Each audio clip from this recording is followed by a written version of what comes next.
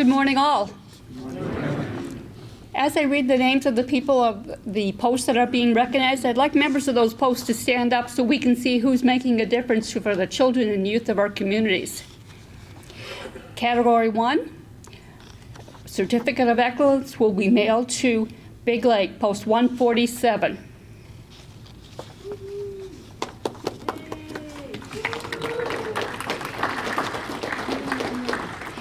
Meritorious Service for Children and Youth is going to Willow River, Post 361.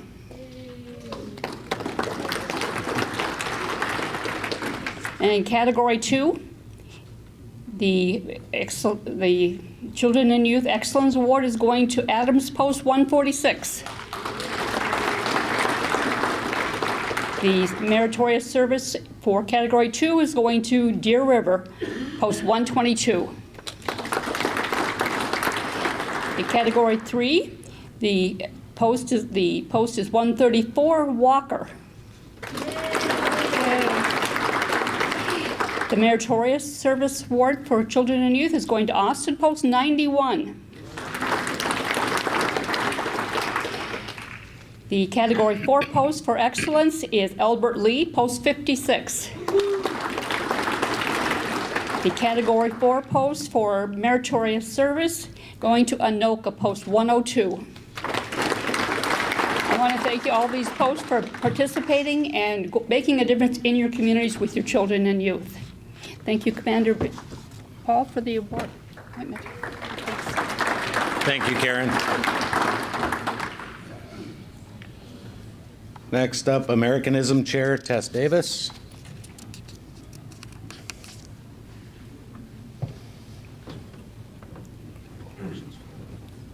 Or Paul Orson. I don't see him anywhere.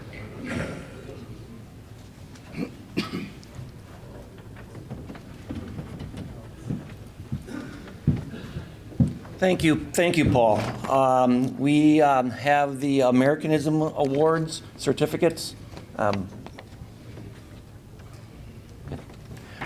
for this year for the posts at the district level. First district, we have our certificates up here. First district is Adams, Post 146. If someone's here, come on up. Or the district commander. District 2 is Edwin Mock, Post 64 from Slayton. Third district is, it's Arlington, Post 250. It's Schumer Berger, Post 250. Fourth district is St. Paul, Post 8. Fifth district is Viking, Post 493. Sixth district is Oscar Jacobs, Post 417 out of Little Sauk. Seventh district is Martin Jensen, Post 308 from Franklin.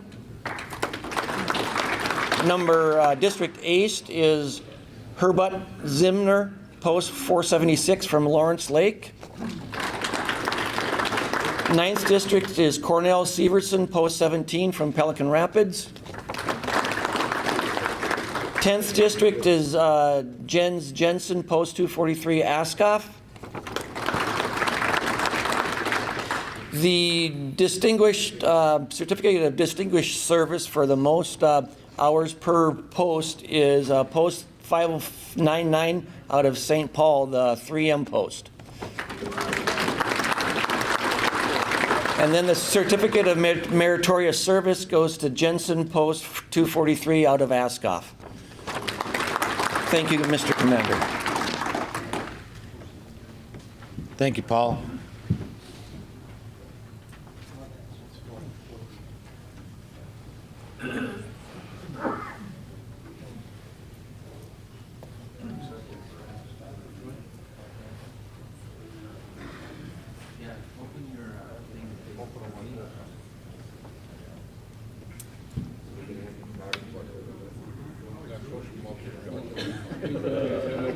Next up, I'll call up Don Scow, Education Chairman.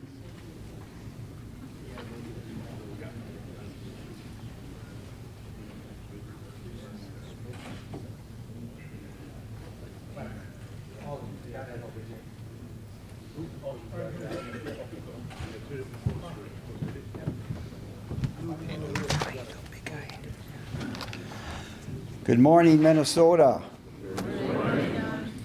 The education report. Scholarship Committee met on Saturday, April 27th, 2024 at American Legion Post 225 in Forest Lake. 6 $500 American Legion Memorial Scholarships, 3 $500 Minnesota American Legion Foundation Scholarships, and 5 $1,000 Minnesota American Legion Nurses Training Scholarships were awarded. The 6 memorial scholarships were awarded to Brock Dewey of Ashby, Minnesota, Nick Topkin of Detroit Lakes, Minnesota, Allura Dahl of Bacchus, Kendall Dyke of Casson, Hannah Thompson of Mentor, and Brooklyn Lowe of Ascove, Minnesota. The 3 Minnesota American Legion Foundation scholarships were awarded to Beth Powers of Dumont, Ian Barber of Worthington, and Jackson Barber of Spicer, Minnesota.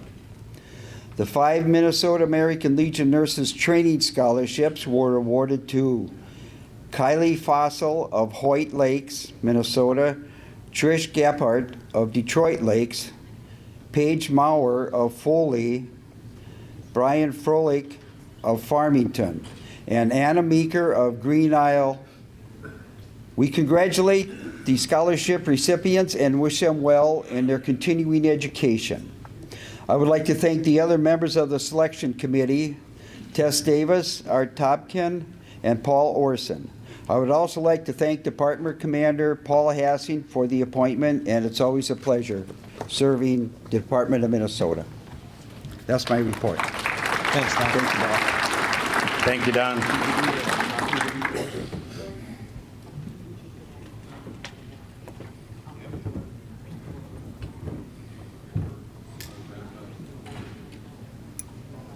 Hey, Mike.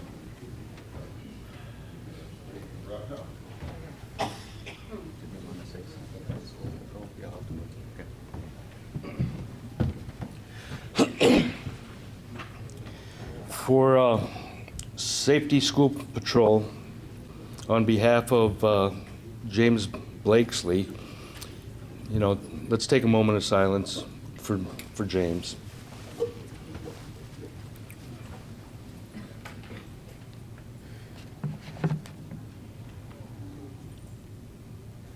Thank you. James was a proud Legionnaire, and he was a great advocate for Legionville.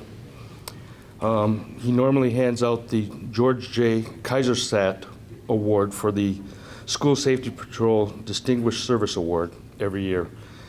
And this year, he had on his list was the Brainerd Police Department. The Brainerd Police Department every year sends about 50 kids to school, to the Legionville School. So unfortunately, they could not be here today, and we'll make an arrangement to present their plaque with honors. So, thank you.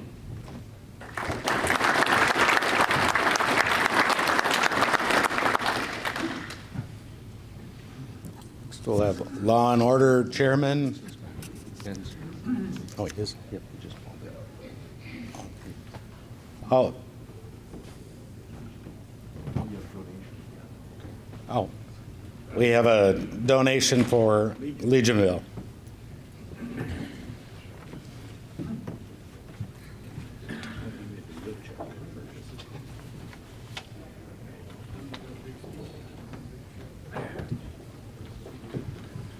On behalf of the St. Louis Park American Legion Post 282, we're happy to donate $10,000 to Legionville.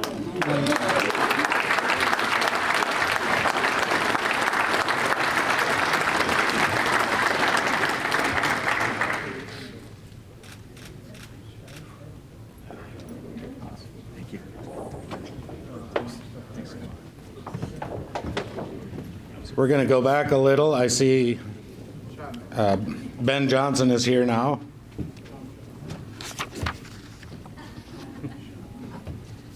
Hey, Ben. So I'll call up the Deputy Commissioner for MDVA, Ben Johnson.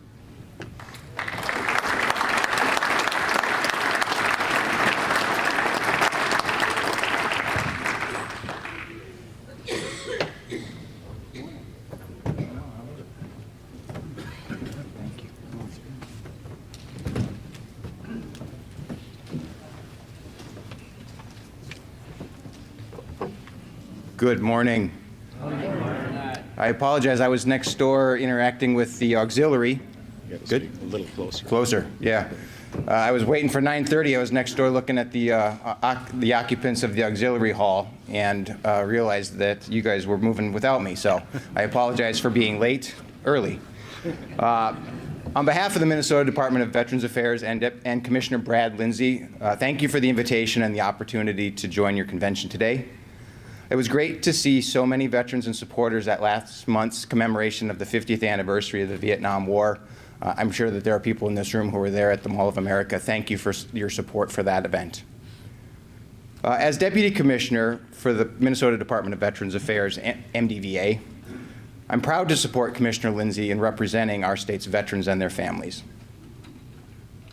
At MDVA, our mission is to support and serve Minnesota veterans, their dependents, and survivors by connecting them with the federal and state benefits and care that they have earned. You raised your hand to serve our country, and MDVA is here to make sure that you receive the benefits that service is associated with. Again, earned. This is not given. This is not a freebie. This is a thank you for the service that you have provided and the benefits that you have earned. Minnesota veterans now number about 294,000 strong. The largest group of veterans include those 94,000 from the Vietnam era who we recognized last month. 74,000 of us served during peacetime. The next largest group is the 49,000 who served in the post-9/11 era. We've got 37,000 from the Gulf War prior to the 9/11 events, and 17,000 from the Korean War era. And we currently only have about 3,500 Minnesota World War II veterans still living in Minnesota. But across all areas and all age groups, MDVA is here to serve those who have served. We'll go back a couple of months and remind you of the Veterans Day on the Hill event, which brought attention once again to the important issues veterans and their families are relying upon, and our expectations that the legislature would once again pass a Veterans Omnibus Bill. It was much more limited this year, but we were successful. And this is now the third year in a row that we have had a standalone Veterans and Military Affairs Omnibus Bill. I want to thank all of you.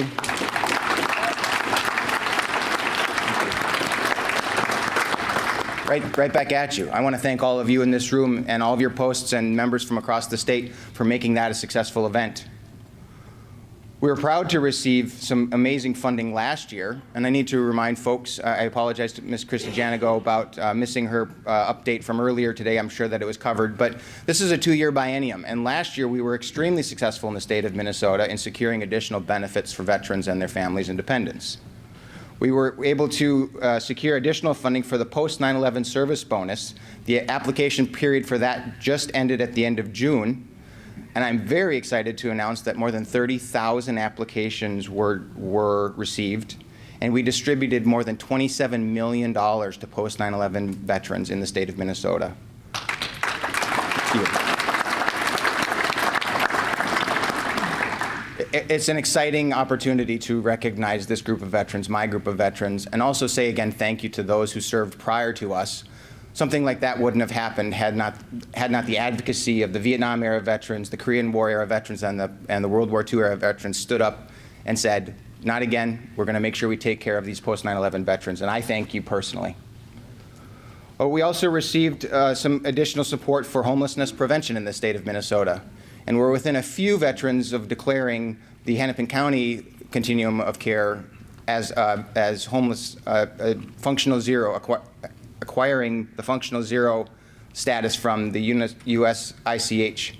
That's the Interagency Council on Homelessness, leaving only, very shortly, one continuum of care in the state of Minnesota to announce an end to veterans homelessness, and putting us in line to be the 4th state to declare an end to veterans homelessness.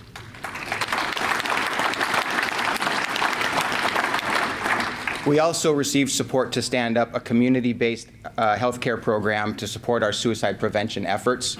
I'm excited to announce that we have hired a director for that office. She's been onboarding for the last 2 weeks, and I'm looking forward to the continued effort and support of the American Legion in this area of the utmost importance, preventing suicide by veterans. This year's legislative session was unfortunately mostly focused on a bonding bill that did not happen.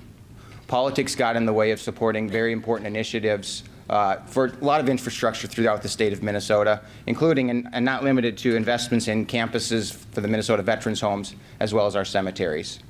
But we will be back next year with additional opportunities to secure funding for those important investments. We are working to support the asset preservation needs of some of our most critical infrastructure, including homes that are lived in 24/7 by our residents across the state. Our policy requests this year included, most importantly in my mind, securing legislative authority to pursue a fifth state veterans cemetery in the northern part of Minnesota. We've got 4 open. There's a gap in service in the northern part of the state. So we are in the process now of working with counties and communities in northern Minnesota around the Bemidji area to secure a spot to begin the process of offering a burial option within 75 miles of the last portion of the state that's not served. 2024 has been a very busy and exciting year in the agency. After more than a decade of planning and construction, we were excited to open 3 new state veterans homes earlier this year. All 3 homes, located in Bemidji, just up the road in Montevideo, and in Preston, admitted their first 20 or so residents and have undergone and successfully passed their survey processes with the federal VA and the Minnesota Department of Health. The process is completed. It means we will be able to begin hiring additional staff and admitting more residents. Our goal is to achieve the federal cap. We've got 1,058 beds authorized by the federal VA. We want to get as close to that number as possible. There's a lot of deserving veterans in the state of Minnesota who are waiting to get a spot into one of our homes. We're excited to begin fully staffing them, and our request for you is to continue to help us find those staff. We've got people outside at booths that are looking for hiring opportunities. If you're looking for hiring opportunities, we would welcome your support. So dedication events for each of these 3 new homes took place earlier this summer, including just last week on July 1st in Bemidji. Not so long ago, August of 2023, we opened that 4th state veterans cemetery down the road in Redwood Falls. That project was in the works for many years, and the dedication event marked the conclusion of the effort to provide that cemetery for families in southwestern Minnesota. I can't tell you how much I appreciate this part of Minnesota really supporting these efforts, Montevideo and Redwood Falls, Wilmer for hosting this event. We couldn't get these things done without the whole community, without the whole state supporting them. Those of you who attended that Veterans Day on the Hill event heard remarks from the American Legion National Commander, Daniel C. Hafer. He focused his remarks on the ongoing tragedy of veteran suicide. I hate to admit, but Minnesota loses 100 or more veterans every year to suicide. We, and I know you and your leadership, are committed to ending this tragedy and supporting those in crisis. We know that a majority of veterans' death by suicide involve a firearm, so we are focused on gun safety. We have distributed thousands of free gun locks and continue to do so to anyone who is interested in having one or passing them along. We're also encouraging everyone to attend training to learn how to help veterans who are struggling. So the suicide prevention team offers a number of training classes, and I'm happy to share that information with leadership here to make sure that anyone who is interested in helping interact with a veteran who is in crisis and having a solution at their fingertips, make a call. We're happy to help you. The Veterans Crisis Line is 988. It's available 24 hours a day. That's a suicide prevention hotline, and there is a prompt to say, "Are you a veteran in crisis?" 988. It's simple. It's easy to use. And we've practiced it with those folks answering the calls and said, "Hey, this is a practice call. How does it go?" They are very responsive and receptive. They answer the calls 24/7.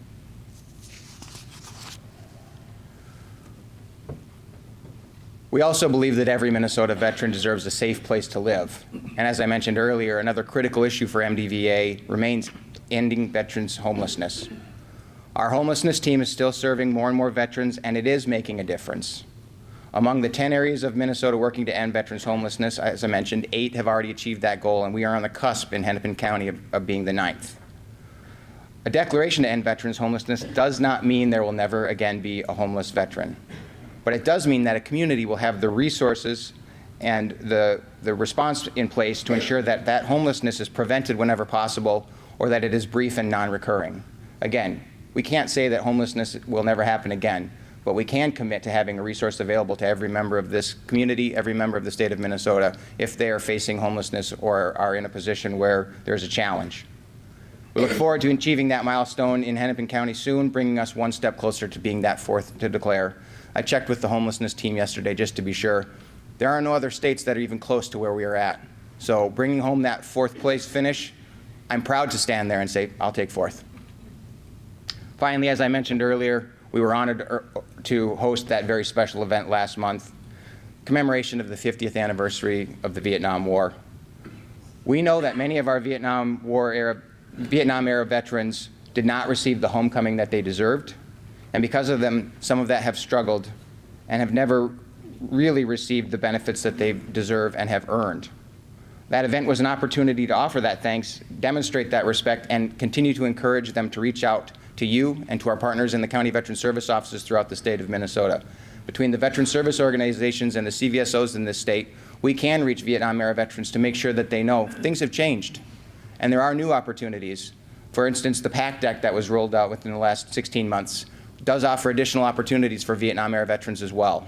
So we rely on you as the American Legion, your service officers, in partnership with our service officers and the county veteran service officers to make sure that those Vietnam-era veterans realize and recognize that their service is revered, and we respect them and want to make sure that they continue to have the services that they've earned.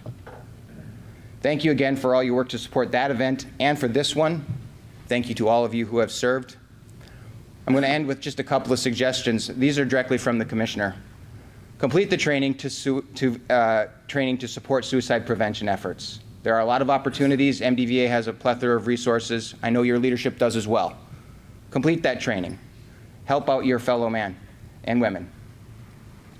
Thank your legislators for their support of veterans issues. I know it wasn't a very appealing or, dare I say, sexy year in terms of some of the policy and some of the things that didn't get done, but they did the work for us and it was out of their hands at the end. Thank the legislators that you have worked with and continue to work with them and make sure that in 2025 they continue to hear the needs of this group of individuals. Veterans are important.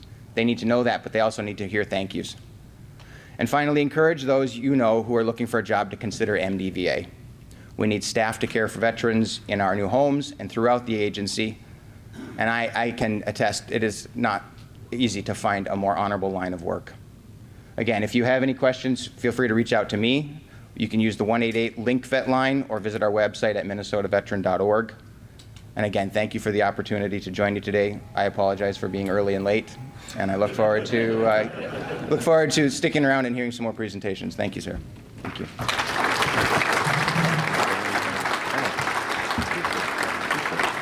As a thank you to Ben, we have the thank you coin from National Commander Daniel Seehaper. Thanks, Ben. Thank you, sir.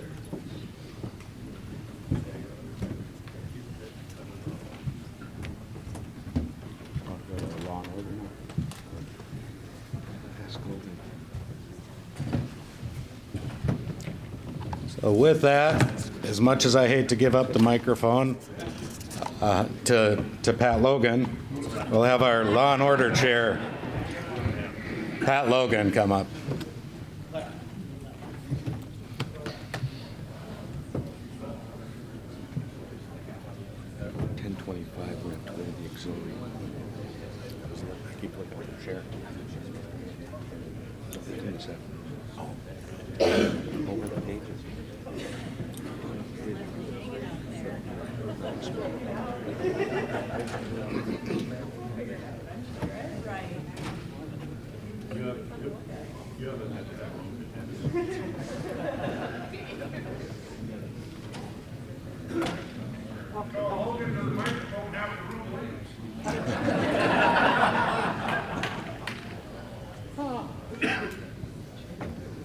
How are we doing? Good. I'm not Ben Johnson, but that's okay. Oh, I know what I gotta get. Hold on.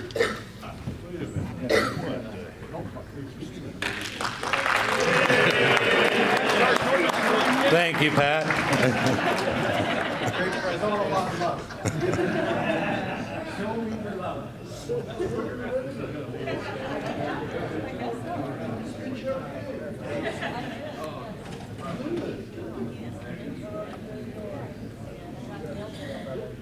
Pat, we were only joking.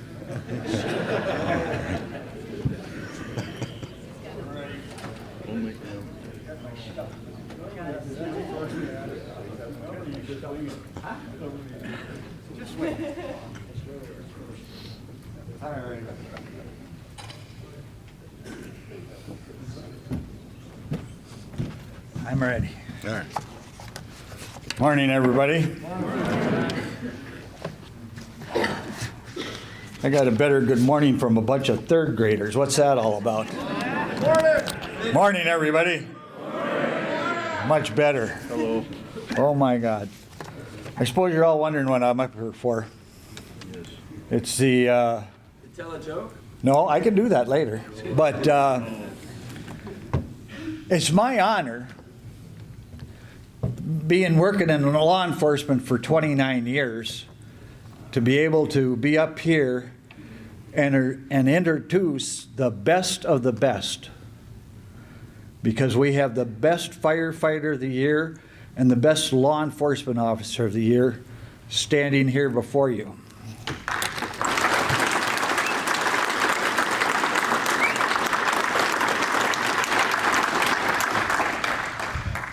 And I'll have them come up on stage while I give them a presentation. Why don't you guys come on up?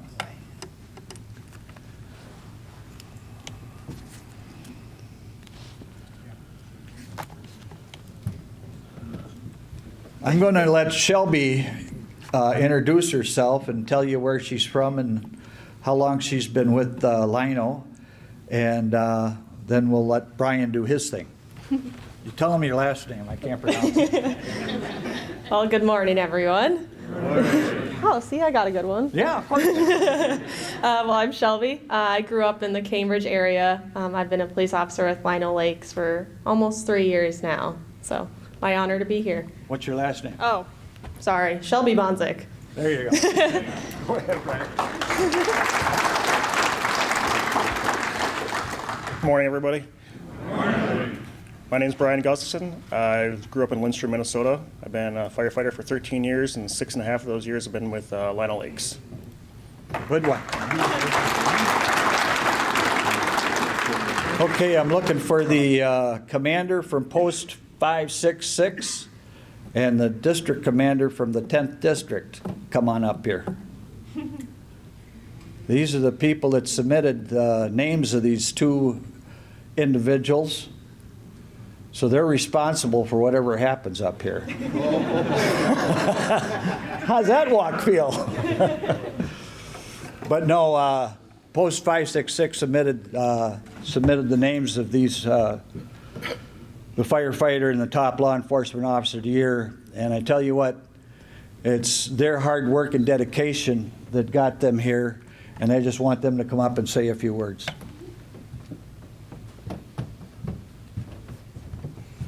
Well, on behalf of the 10th District, I would just like to say congratulations to both of you. Job well done, and thanks to the people of the 10th District who made it happen. That's all I've got. Thank you.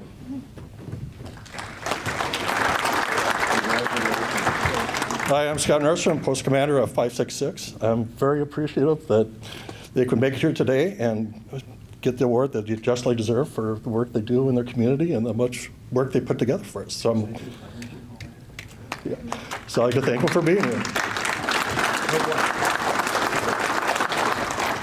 And if all you people are out there, look to your left, my right, that way, you'll see the chief of police from Lino Lakes and the fire chief from Lino Lakes here to watch them receive the award.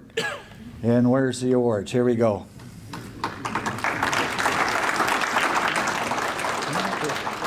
We're going to do it in front of this. We got a photo op. Oh, boy. Photo ops. Here we go. Well, let's see. We're going to do the Law Enforcement Officer of the Year. Shelby Bonzik. I know I butchered it. Lino Lakes. Outstanding contributions to law enforcement and Law Enforcement Officer Committee from 23 to 2024. And it's, like I said, it's well deserved. Being a cop nowadays is not easy. Being a firefighter is not easy. So when these are presented to them, and like I said, you're getting the best of the best. So it was with great honor that I give you this.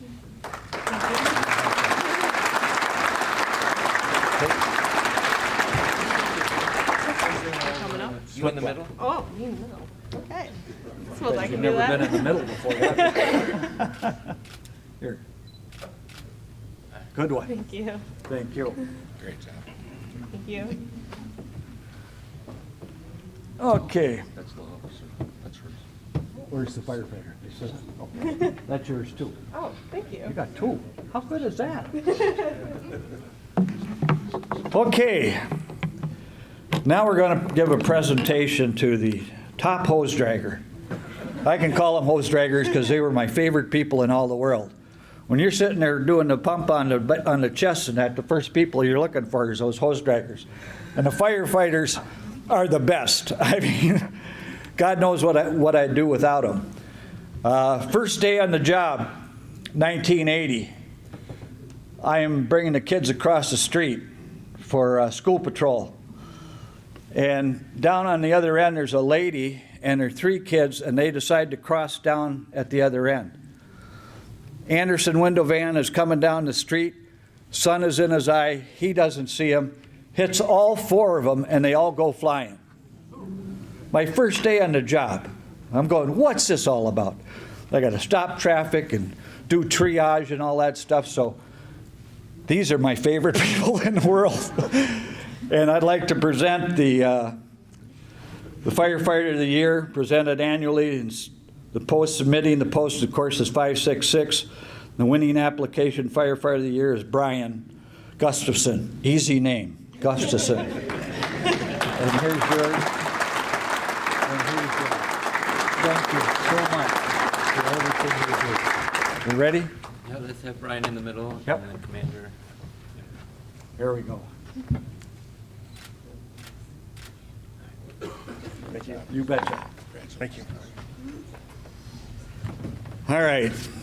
Of course, everyone wanted to hear a joke, so being these are law enforcement and firefighters, they can relate. Guy walks into the bank, and he goes in and he's robbing the bank.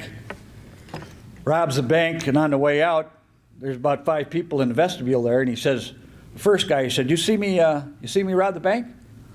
Well, yeah, you took the gun in there and you held all those people up. Boom, shoots them dead. There's the second guy, you see me rob the bank? Well, yeah, he said, you had that big gun and you walked in and you held all those, boom, he shoots him. And he asks the third person, this lady, he says, you see me rob the bank? No, sir, but my husband did. That's it. Thank you very much.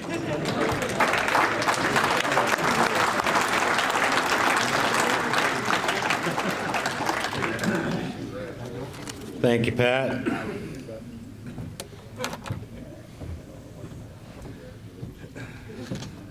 Next, we'll bring up the blood chair, Terry Larson.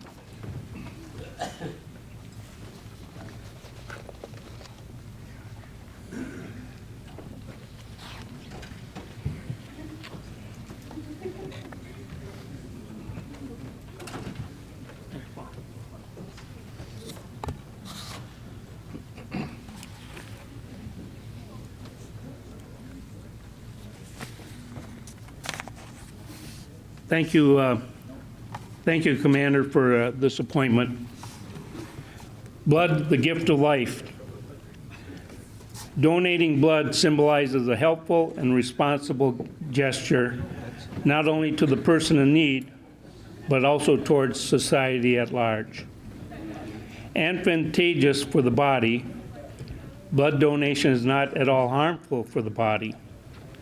Rather, the 4 or 5 pints of blood that can be donated every year by both men and women ensures that you remain fit and fine. Firstly, the cell depletion that occurs due to blood donation forces the body to produce new cells. Plasma, the fluid portion of blood, is replenished within 24 hours. Red cells need about 4 to 6 weeks for a complete replacement. Secondly, the body is armed against a host of diseases ranging from liver and heart problems to even cancer. This benefit comes from depleting extra iron deposits through the blood donation. Thus, donating blood is in another way a step towards revitalizing your body. Thirdly, giving blood is an act of selfless volunteerism proven to uplift one's psychological well-being. Knowing you are helping others has been shown to have a positive effect on happiness. The American Legion considers this program so important it falls under the jurisdiction of national security. In America, 1 in every 100 people donate blood. Thank you if you are that one. I would now like to have all the representatives from each district who have the certificates passed out, please come forward. Oh.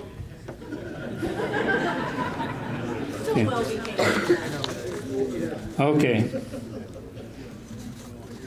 So I'm going to name some of them are the actual blood chairman, some are standing in. So we got Myron Eric from the first, Deb Grote from the second, myself from the third, David Sturm from the fourth, Ray Iden from the fifth, Judy Fisek from the sixth, Dwayne Underthan from the seventh, D. Marvin Hill from the eighth, Thomas Frank from the ninth, and Paul Lesh from the 10th. So with that being said, I would like to thank them for their service to this important program. From the first district, Waseca Post 228, Gittins Lytle Post 595, Joseph B. Lund Post 299. If you would come up here and receive your certificate. Second district, Charles Flenchy Post 461, Brewster Post 464, Irwin March Post 64. Third district, Chanhassen Post 580, Manthe Asmus Post 433, Forest Lake Post 225. From the fourth district, North St. Paul Post 39, Rosetown Post 542, St. Paul Post 8. From the fifth district, Minneapolis Richfield Post 435, Faldine Post 555, Minneapolis Post 1. From the sixth district, Creasel Jacobson Post 560, Othmar Braun Post 612, Richard Howard Farrell Post 46. From the 7th District, Austin F. Hanscom Post 167, Henderson Lewis Post 545, and Robert Eleg Post 537. 8th District, Carl Anderson Post 262, Anderson Claffey Post 109, Pratt Volden Mickelson Anderson Post 239, Irvin Blix Post 16 from the 9th, Hansy Lyon 444, and Hammerlow Post 148 from the 9th. 10th District, Delano Post 377, Edward Cutter Post 102, and Hanson Hayes Post 178. So any of you that I read your name off, you should be coming up here. In closing, this year we had 126 posts reporting with a total of 7,205 units of blood. Last year we had 151 posts reporting 8692. So we need to do better this next year. So thank you for everybody that has donated, and that concludes my report.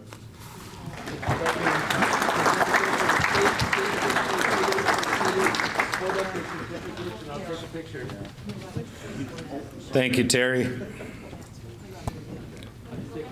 Next up, we'll have the Community Service Chair, Tom Clabo. Let me take the picture and then you can do it.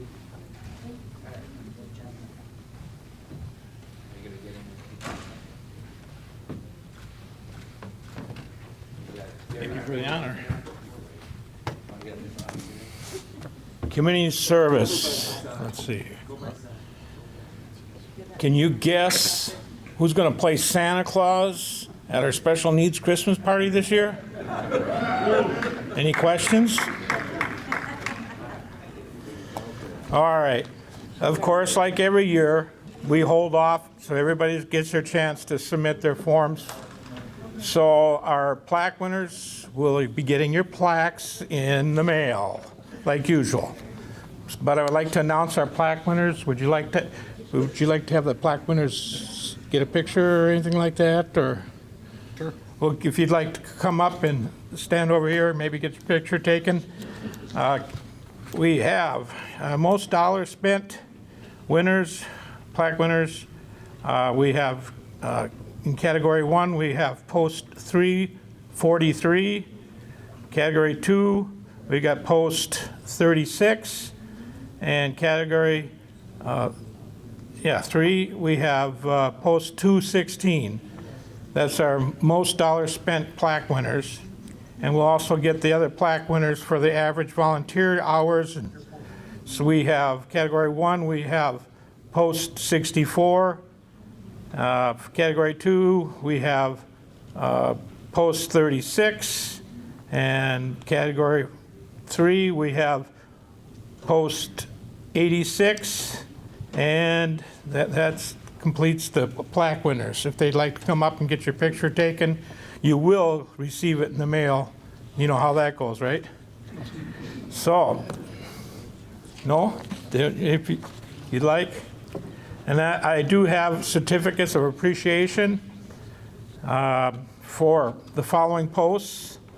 We have post 68, post 110, post 333, post 561, post 7. We have post 598, post 510, post 491. Let's see, we have post 493, post 555.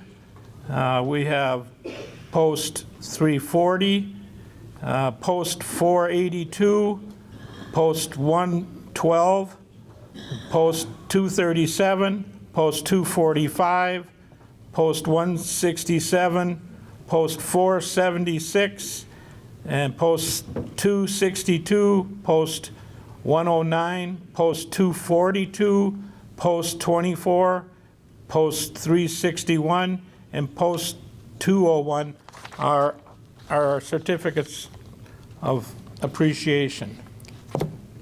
I can only urge you to get out in the community and do things. It's the greatest feeling. I even missed yesterday's meetings here because I took a veteran to the hospital so he could get tested and stuff. So all kinds of things you can do out there to help our veterans, our youth, and I thank you very much. Thank you for that. Thank you, Tom. Next up, we'll have bowling chairman Dave Went.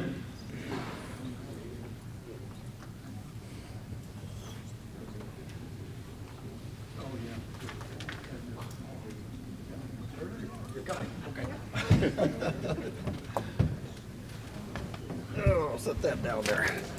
Thank you, Commander.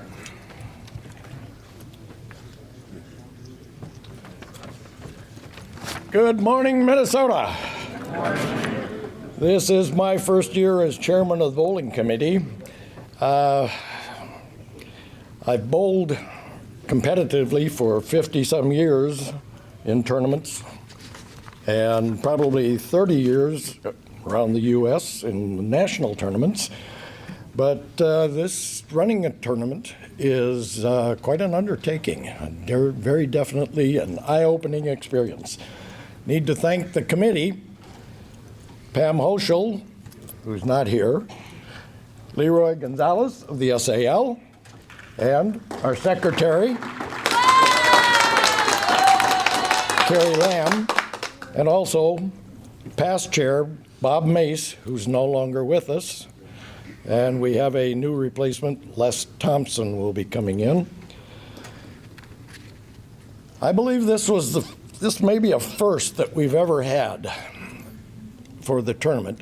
We had a total department team this year. Commander Paul, President Sharon, and the writers director, Jody Hassing, and a last-minute sub for the SAL, Jason Voss from the 10th District. I heard a few comments and complaints about arms and backs and heads and necks and all that type of thing during the tournament, but they all did complete 3 games. And I think they all had fun. And I guess I would recommend that the future leaders that we have participate in this tournament again. I think it's a good experience. And my complete report is in the Legionnaire, shows the district, or excuse me, the department and the auxiliary team, singles and doubles, and all events. All the winners should be receiving their checks shortly, if they haven't already. We had 70 teams bowl from the Legion this year, but we only had 5 auxiliary teams. We had a total of about 300 bowlers. So needless to say, we've got plenty of room for more bowlers. I'd like to see more people participate. And the primary reason today for being here is to present the trophy. The winning team this year for the Legion was from Manamidi, post 507. I don't know if anybody here from Manamidi? Gary. Okay.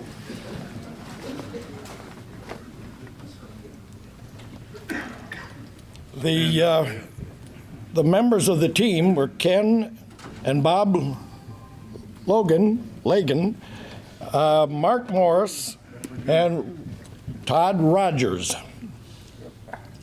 I guess that completes the report, Commander. All right. Take that back to your post.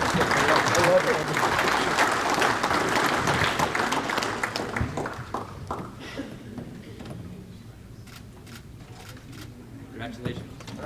Great job. Gary, would you like to say anything? No. Okay.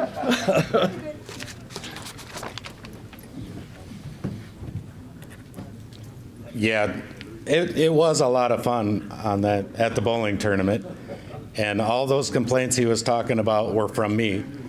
So, but it was a lot of fun, and I would suggest getting out there and joining that tournament. It was an incredible day. We had a great time. Next up, Employment Chair Luis Campero.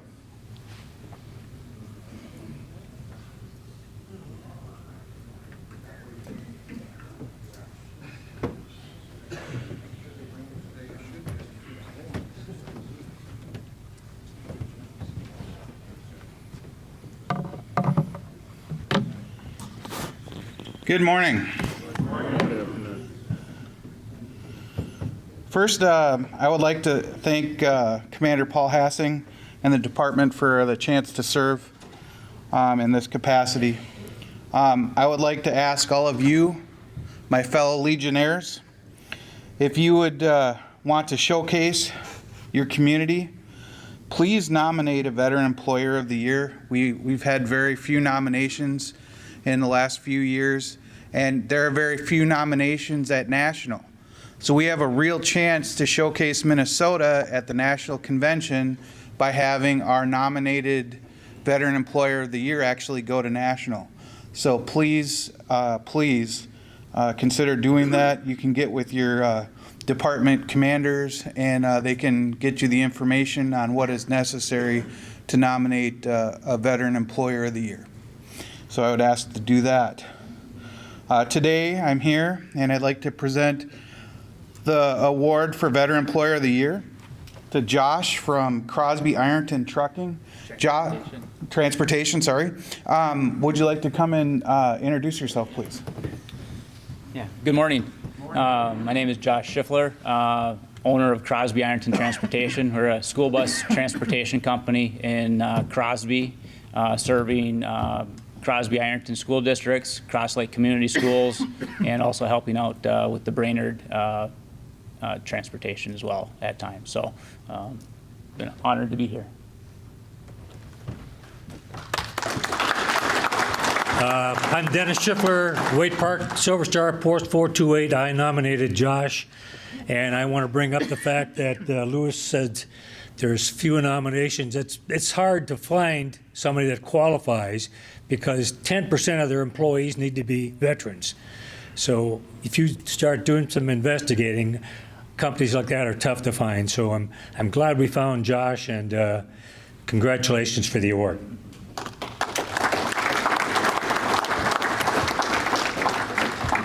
Now I hereby award this plaque to Josh Schiffler. Commander? There we go. Perfect. Wait. Oh, one more. Thank you. Sorry. Great. Thank you, Mayor.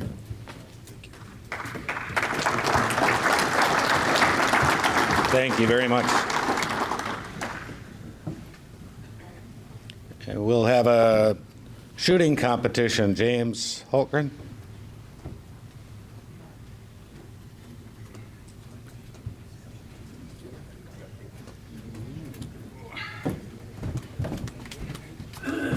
Thanks, Commander.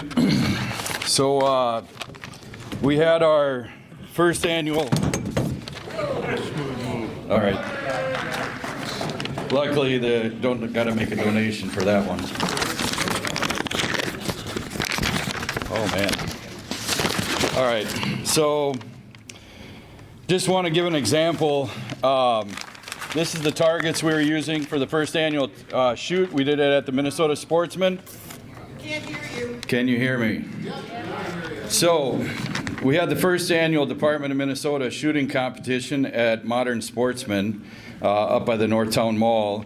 And I just wanted to give an example of one of the targets is you can see here. So when you shoot, you know, you're trying to get to the bullseye and everything. And this is just an example of one of our shooters. I can't find the name of it though. I don't. Oh, sorry. Oh, there's Mr. Ash. Yeah. So anyways, I need Luke Lochner, if he's here, Chris Anderson, and Matt Behrens to please come forward. So we did some different events. We did a pistol 5-shot, best poker hand, a rifle shot, no optics, a department commander's pistol top shot, a rifle 5-shot, best poker hand, and a pistol without optics, best 3-shot grouping. So Luke is not here. Come on up, guys. So we'll start with Chris. Chris Anderson got the rifle 5-shot, best poker hand.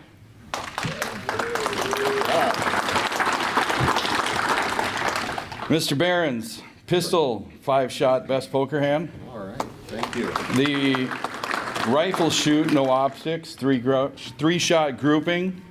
And also, Matt took the department commander's pistol top shot. All three, trifecta.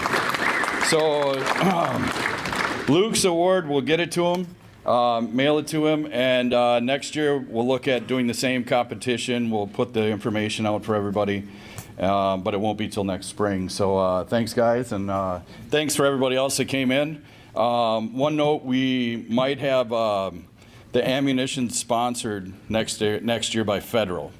So we have a representative that came and said that, and Modern Sportsman's going to donate the facility again. So everything that we raised, which was roughly $300-400, went to Fund 85 from the event. So total zero cost to the organization for this event, and even the awards were donated. So kind of cool event. So thanks, guys. Thank you. Thank you, James. Great job. Great job.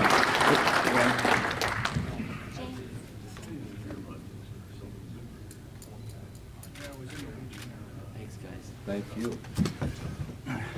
All right, got a couple Couple other things that are being passed out, if I could have some assistance. So there's a gentleman came to the Post and talked to about a fundraising opportunity that you can have at your Post. So they'll pass these flyers out. All the information's on it. It's kind of like a silent auction that they would come in and set up at your Post, and the Post would make about $5,000 to $10,000 a year, depending on sales. And the one part of this is this organization, 5% of their sales to any of our legions, VFWs, any veterans organizations are going to go to the Fund 85. So it's a way that we can help support that. And it's a dynamic fundraising, universal sports auctions. You can go right on the QR code, scan it, you can email them, talk to them, and just use code Minnesota Vet if you want to sign up for it. So I'll have that there. The other part is we have Veterans Donor Connect. I'm going to put these cards over there by the Sergeant at Arms.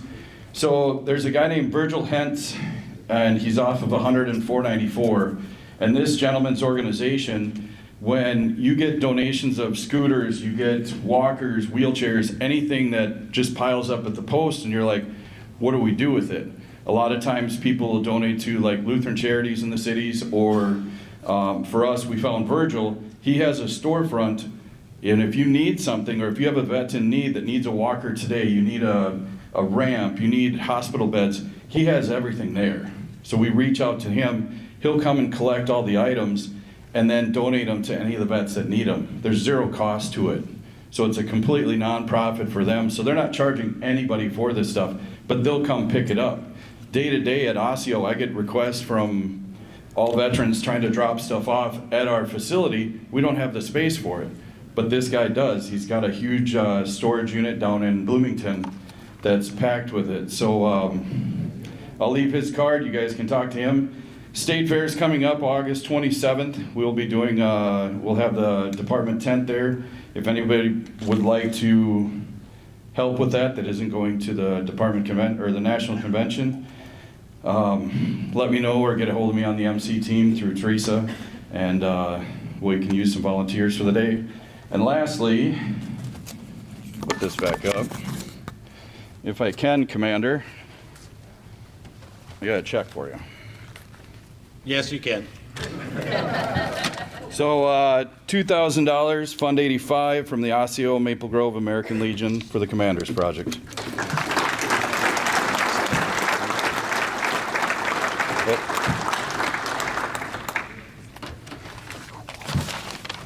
Mike, do you want your target back? Okay. Use it next year. Thanks so much, James. You know, James had an idea for a shooting competition, and he put it all together and did all the legwork, and it was a great idea. It was a lot of fun. It's one of those things that we can just do in the American Legion to bring in new members and just have some fun. So thank you, James.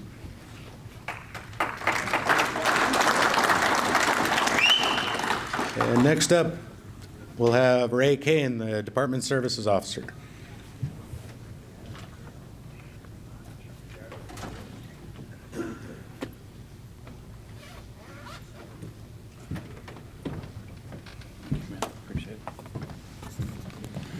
All right, I appreciate Mike giving me a 45-minute opportunity to speak to you guys. But the opportunity has been covered a lot of what I was going to talk about, so that's even great because we're going to cut it short a little bit. So the VNR team met yesterday, and they chose the Pat Cliff Award.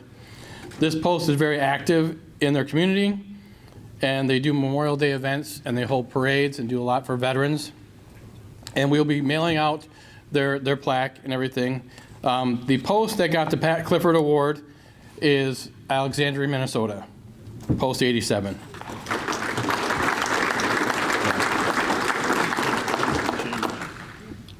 So I want to first take the opportunity to say thank you for giving me the opportunity to spend time with veterans out in the community. I want to say thank you to Ben Johnson for giving me the opportunity to go to the homes and the hospitals and talk to the veterans, but I have traveled quite a bit throughout the state, and I've actually popped in a lot of VA homes. And I will say I was kind of disappointed. Well, what I saw, I talked to a lot of people. I saw veterans lined up in one other state for 2.5 hours for lunch. They'd put them on the wall, and they would sit there, take 1 or 2 out. They'd put them back on the wall when they're done. 2.5 hours. You do not see this in our Minnesota State VA homes at all. So when I go into the VA homes, I look for things. What's going on? 9050 is the rules and regulations that they have to follow to be a part of the VA home. And they've got a very strict, and Ben can probably tell you this for the no homes, the VA comes in there and the evaluations that they do are very strict. The one guy I saw actually had a measuring tape and it was measuring everything. I'm like, are you kidding me? You're off an inch. So that's very important that they do that. But actually two of the things I want to point out real quick is, you ever been to Silver Bay VA home? Randall is out there. Yeah, Jennifer. Randall's out there right now. Please go talk to him. That home is amazing. And I want to point that home out because they're doing fishing trips. They're going out making sure they're taking care of veterans. They're doing extracurricular activities above and beyond what the standard is. But when you go to that VA home, you look into the kitchen, that kitchen is pristine. You go into the cooler, everything has a date on it. They're following the health codes. You walk in, it smells amazing. And we all sit there, it smells amazing, right? What does that mean? That means they're taking care of our veterans. That means they're taking and doing their cares for our veterans, especially the ones that have dementia.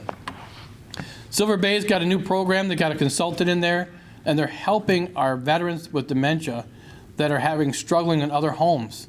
They're taking that additional responsibility on, having programs that are helping our veterans be successful in the homes and having a good life as they continue to live their very end of their stage of life.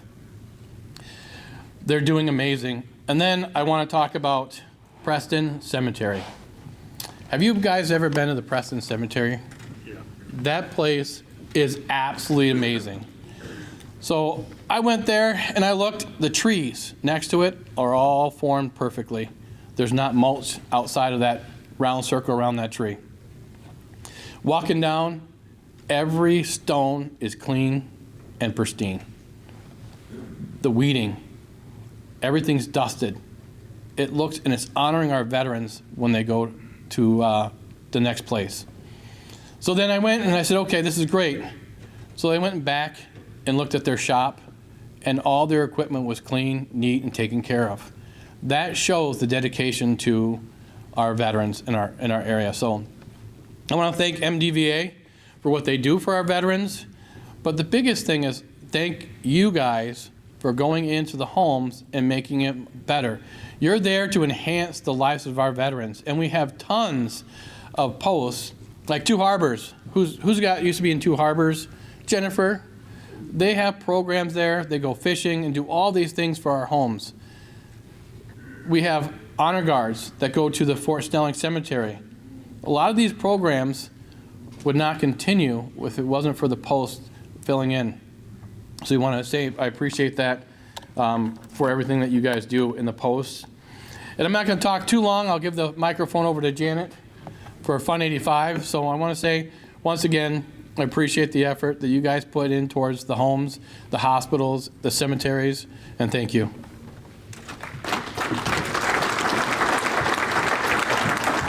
Thank you, Ray. Now, Janet Lorenzo, Assistant Department Service Officer.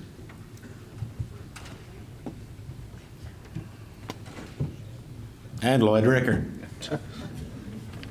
Thank you, Commander. I'm just gonna, Janet's gonna back me up because she does all the technical things, but I want to thank the Legionnaires and the Post for contributing to Fund 85. So far this year, we spent $95,497.48 out of Post Fund 85 for Minnesota veterans. And that's because of your individual post. I want to thank our department commander this year. That was his special project. Also the SAL commander, his project was Fund 85. We especially want to thank the riders of Minnesota. They're going to have a special run just for Fund 85, the SAL and auxiliary units. The people that make it happen, we gave out 35 grants this year. Total applications, I'm going to guess, like about 100 out of the 135 were approved because there was need. There was need for Minnesota veterans that we can give them help. And Janet will explain a lot of that. I just want to say that since its inception of the grants on a personal level, and thank you, we spent $353,154.26 in 3 years. There is a need for veterans, especially young veterans that are transitioning out of the military, and they get their feet on the ground, and as Janet will tell you, things come up that challenge them, but we as the American Legion, we are be the one. Janet?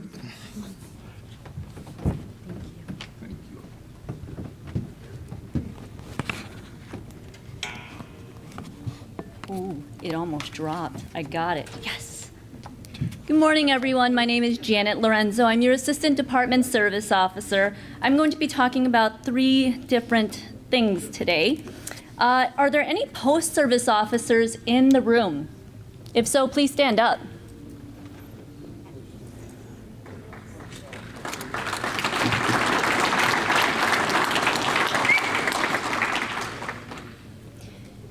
Being a post-service officer is a difficult task. Why? Everything that the veteran needs between services with burial, Fund 85, issues with at home, needing a welfare check, I could go on. Our post-service officers, in my opinion, are the most important people at the post. As of July 3rd, Minnesota Veterans Assistance Fund was able to help, as Mr. Ricker had stated, about $95,000. That's direct funds. Indirect funds, meaning funds that were used from other organizations like Beyond the Yellow Ribbon, SSAP, thank you, Ben Johnson for SSAP, we appreciate it. It's definitely helped. It saved us $212,779.12. That's a lot of money. Phone calls that were handled, 1,412. And that's since January 1st up to July 3rd. That's a lot of phone calls. We help an average of 20 to 25 veterans per week requesting for assistance. If you haven't noticed, I'm pretty busy. Why is MVF so important? Anthony Coop? Come on. Why is MVF so important? It is here to support our veterans when they need it. Absolutely agree. And as Anthony can attest, MVF process is meant to stop the bleeding. It is not meant to put a Band-Aid over it. When you help a veteran, you are going through their financial records. As uncomfortable as that is for some people, it's necessary. Because at the end of the day, you want that veteran and the family to be sustainable. That's, after all, why we're all here, right? We're here to service our veterans. And for the posts that are unable to help veterans because in their bylaws, they have stated that they will donate to organizations instead of doing the one-on-one with the veteran, I will accept a monthly donation to Fund 85. Mic drop.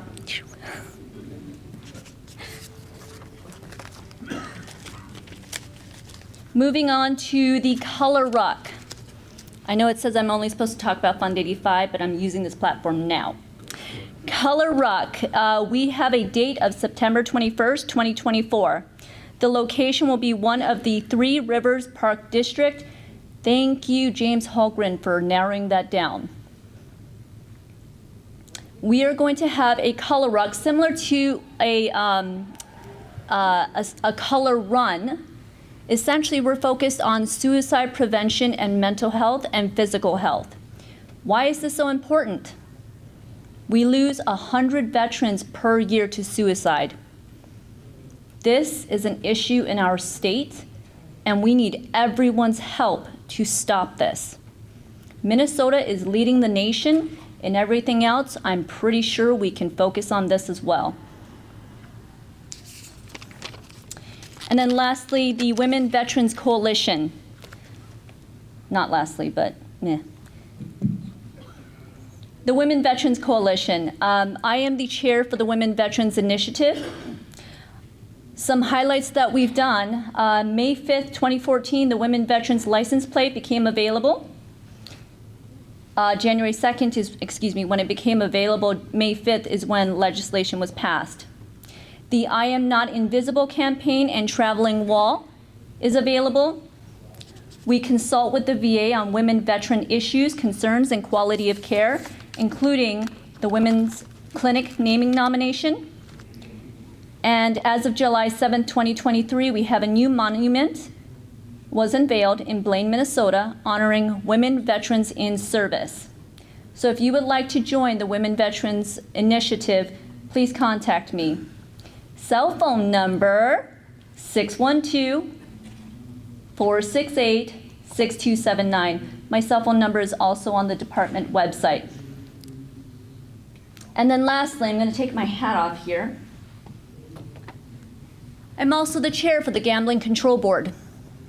How many gambling managers do we have in here? Please do not allow the American Legion to be in the gambling news. There's absolutely no reason why that should be happening. If you have questions or concerns, or you're not sure how to handle a request or a question or an audit, contact the Gambling Control Board. This is not a witch hunt. They are not after your license.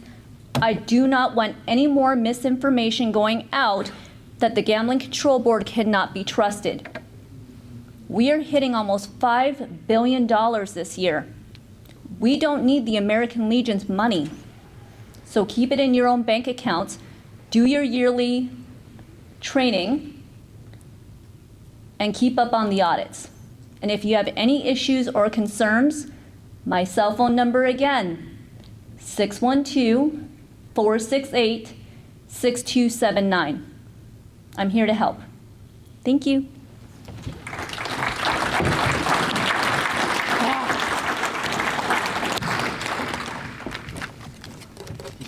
Are you guys coming back for a record? Yeah. Encore? This Janet Lorenzo is remarkable for what she all does for you Legionnaires. She's involved in anything that has to do with veterans. I went to a writer's in Clearwater, and a 3-hour notice, her and Ray both came to their meeting. They wanted to know more about Fund 85. These people are amazing. Day and night, seems like she's worked, and I just wanted to thank her for that. One other thing, the board members of the foundation control Fund 85. We have checks and double checks. I'm on the Foundation, and if any of these people are here, if you would stand, Bruce Cottom, Wayne Hammond, Roger Myron, and Ryan Hill. Also part of the foundation is their commander, Paul Hassing, Mike Maxa, Rachel Hill, our comptroller, last year, or Tom Furlan, past department commander, and our legal counsel is Greg Colby. But I just think it's wonderful that we as the American Legion Department of Minnesota established this Fund 85, and there's any individuals that want to contribute to Fund 85 at this point, we would love to take your checks. Thank you. Okay. Go ahead. All right. Everybody's used to seeing me behind the camera. I'm not usually in front of it, but here representing Post 47 in Hastings with the new commander, Neil Hoadley. And we'd like to present a check today for $3,000 for the Minnesota American Legion Foundation, Fund 85 run. And I would also take a minute. We have a POS system. Not every post has a restaurant or a bar, but we do have a POS system. And we just started a month and a half ago with a roundup for Fund 85 campaign. So it's giving our people that are coming to the Hastings Post and purchasing from us an opportunity to round up their bill to the nearest dollar. Everybody's seen it when they go to Walmart. Contribute to the whatever fund they've got going on. So I will have an update in the fall on how that's going, and then if anybody's got questions, I'm still learning how to do it, but everybody that's got a POS system, whoever your people you're running through should be able to do that for you.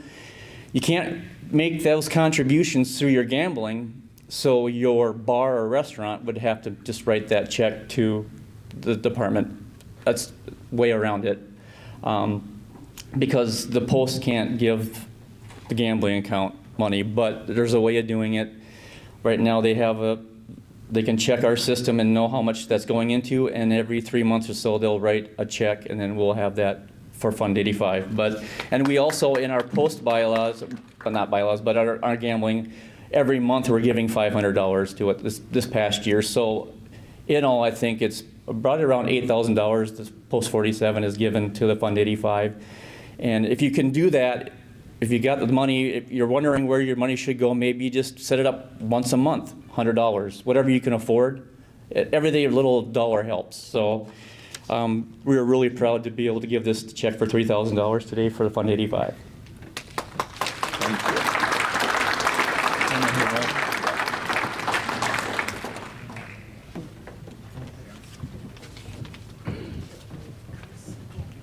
Thank you. Keep in mind, the money only goes to Minnesota veterans, directly coming from Minnesota Legion. As far as I know, we are the only department that has such a fund. So give you all a round of applause for making it work. Be the one. Oh, another. Go ahead. On behalf of Post 507, we'd like to donate a check for $1,000 to Commander's Project Fund 85. Oh, terrific. Thank you.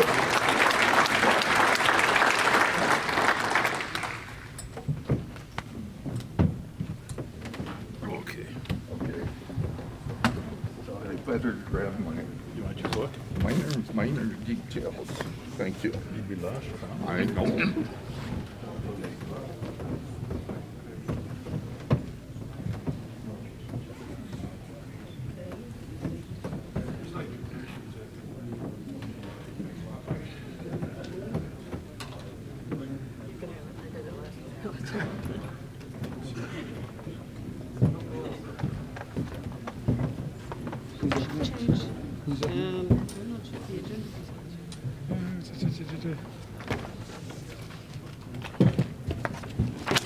This is new. What do we just do? Baseball's up next. Okay, baseball, come on up.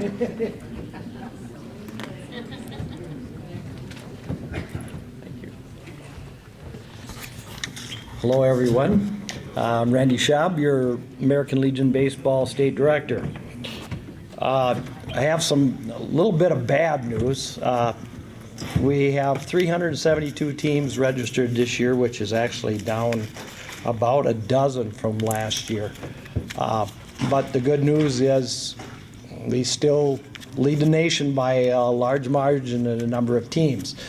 One of the state directors just recently did some research on the 30-year trend in American Legion baseball. And what he found out is that we've lost nearly 10,000 teams nationwide over the last 30 years. The good news, though, Minnesota added 144 during that time, which was the biggest addition of over the last 30 years. And really a credit to our baseball board. I think it does an outstanding job. This year we added 2 new district directors.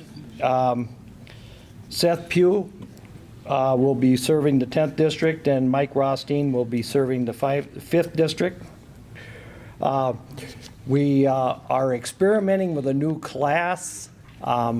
It's called Division 1A, and it consists of teams from districts 3, 4, 5, and 10 that have school enrollments in the top 3 grades between 400 and 1,000. If it's successful, we're looking at expanding that to be statewide next year. So we're excited to see how that comes out. The interest has been pretty good. These are teams that have felt that against some of the bigger posts, they don't really have a competitive chance. So they like the opportunity at that level. State tournaments this year coming up real fast. Division I seniors will be in Maple Grove and Osseo. The Division I junior tournament is in Bloomington.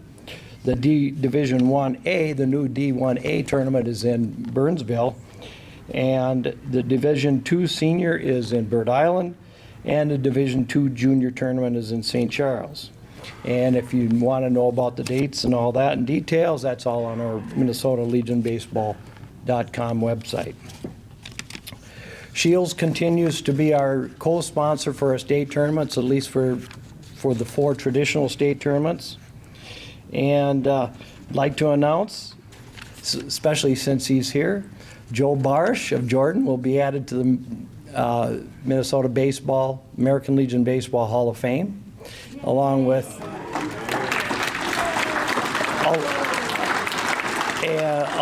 his cohort and our Division I director, Bruce Young of Shakopee. So that's all I have. Thanks for allowing me to be your director. Thank you. Thank you. To have a report, here is the softball report.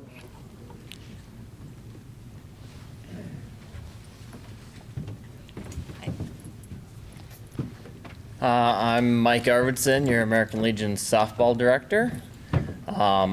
Good news is we have more teams this year than last year, so we're trending in the right direction. This year we're up over the 30 mark. We have 32 that registered. And I actually had a team try to register last week because they've been playing in a league against a bunch of other ones and wanted to be part of the postseason opportunity. But since registration was closed, I had to deny them that. But they'll be in next year. So things are going good. Leagues are starting to really get solidified, especially in central Minnesota. There's a league of like 14 teams that break down into 3 sub-states. They finished their season play last night and have playoffs next week. And down in District 7, there's a league there that's growing fast too. They've doubled in size since last year, and that's where I feel we're going to pick up a few more next year because there's people are getting to finally hear about it and are finally jumping on board, seeing what it has to offer. So it's really cool to see that.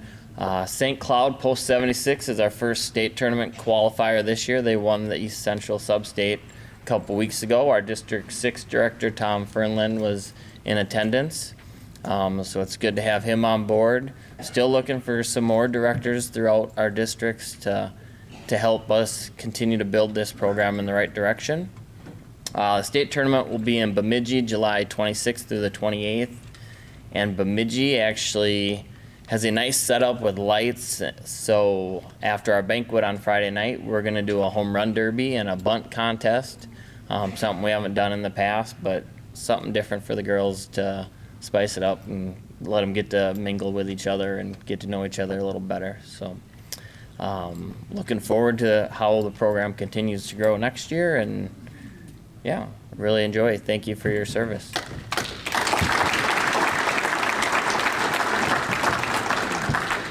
I would like to add something real quick, if that's okay. Okay by me. I just want to remind everybody that the resolution that this body passed a couple of years ago allows district commanders to appoint softball directors just like they have baseball directors. And so when he's asking for more people on his committee, he's asking for you, the district commanders, especially you new ones that are coming on board here pretty soon, to appoint a softball director. So please do so. Thank you. Thank you.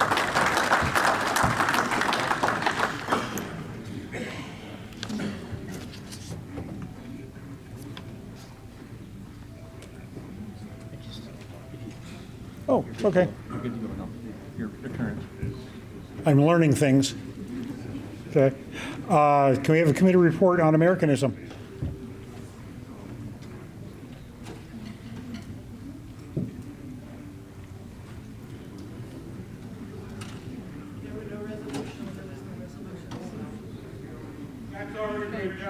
It's been done? Okay. Children and youth?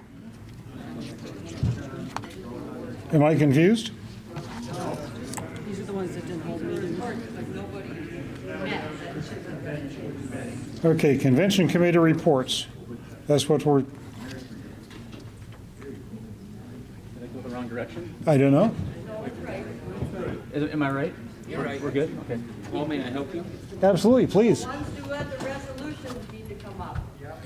You go through the ones that have met as a conference, as a convention committee. Okay. So you can just start listing them, and if they don't have a report, then they just tell you that they don't have a report. Okay. So you can start with Americanism. He knows what's going on. Okay. Americanism? Nope. Children and youth? Nope, still not. Constitution and bylaws? Employment? Energy and conservation?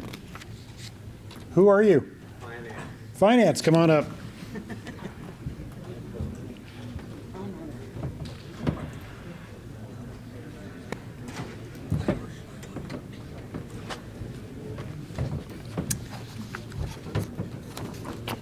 Supposed to give two to the...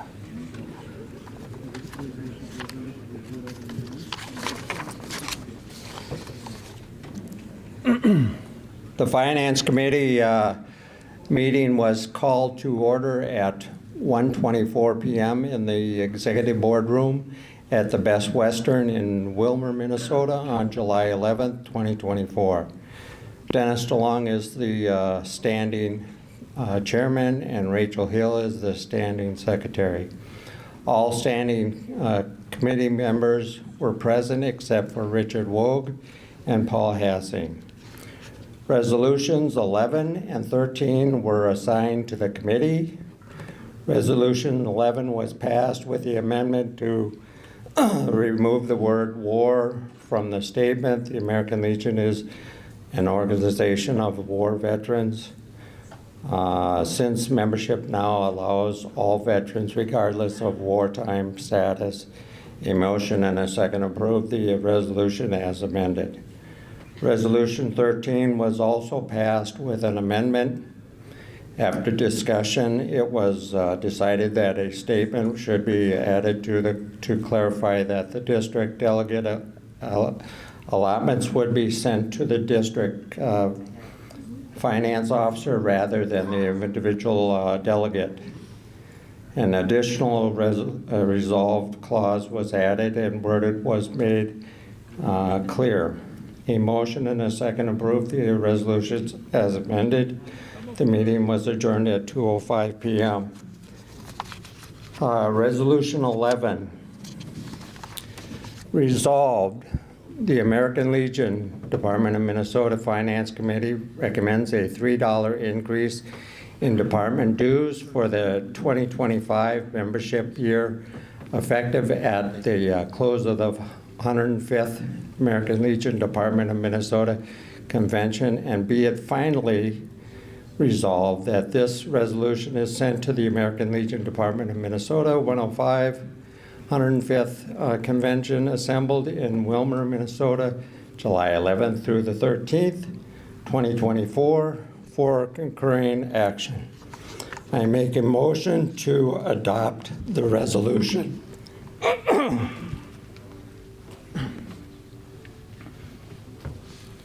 We have a motion. Do we have a second? Second. Mary Jo York, Forest Lake, Post 225, delegate. We have a motion. We have a second. Is there any discussion?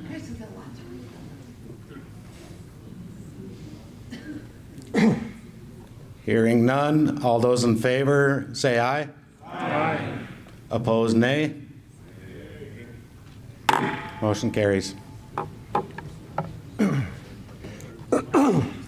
Resolution 13, resolve the 1949 mandate in the department constitution and bylaws that the department shall contribute toward the delegates to National Convention on the basis of 2 delegates for the first 4,000 members or major fraction thereof in each district, and 1 additional delegate for each additional 4,000 members or major fraction thereof in each district, plus the regular delegates at large, be rescinded, and be it further resolved that the National Convention delegates of the American Legion Department of Minnesota, as elected by their respective districts, are provided an allotment at an amount set by the Department Finance Committee to help offset the expenses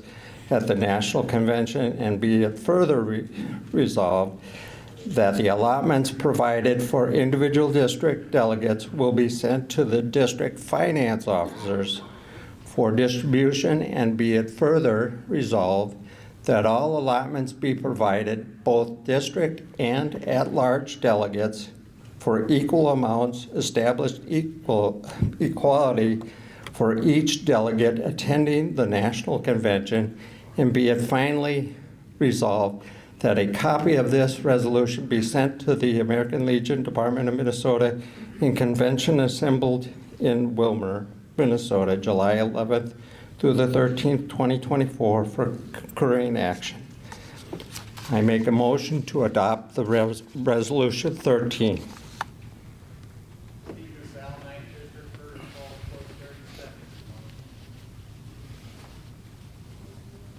What is the name? Steve Lassell. Steve Nassau. Please use the microphone. We got it.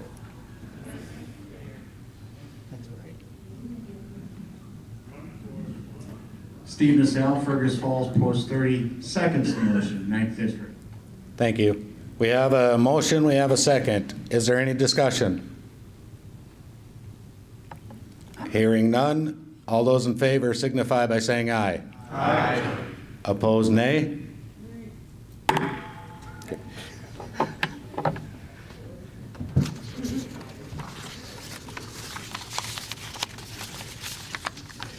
The committee members present were Chairman Dennis DeLong, Member Mary Jo York, Member Carl Moon, Member Carl Hendrickson, Department Treasurer Mark Dvorak, Department Comptroller Rachel Hill. I make a motion to accept, what was it now again? I make a motion to approve this report. Michaels. 3 M post 599. You got to use the microphone.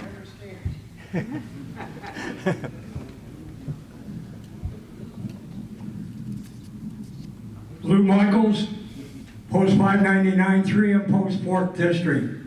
I second that. We have a motion, we have a second. Is there any discussion? All those in favor say aye. Aye. Opposed, nay. There's the 2 copies for Mike. Okay. Thanks, Commander. Thanks, Dennis.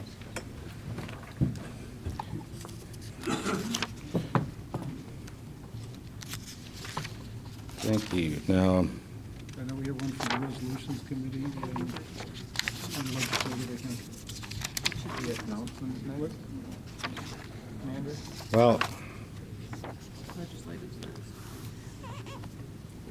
yeah, we have announcements are next. There he is.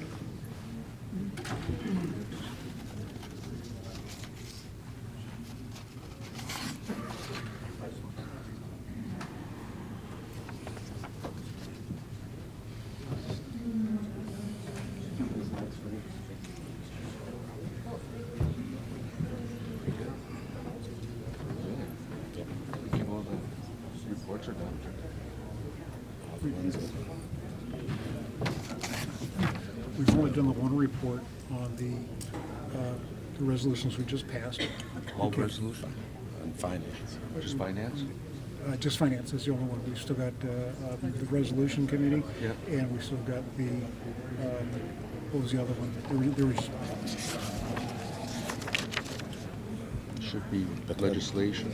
They're the same. yeah, I think legislative and. I would just get them done. I would call it legislative. Yeah, I know our committee had one resolution.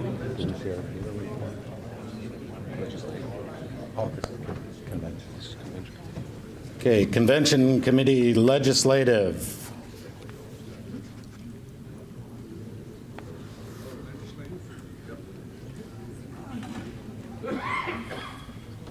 Just get them done.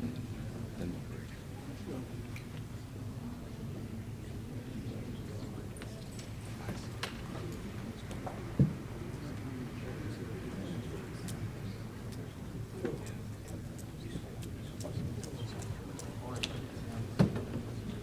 Come on up.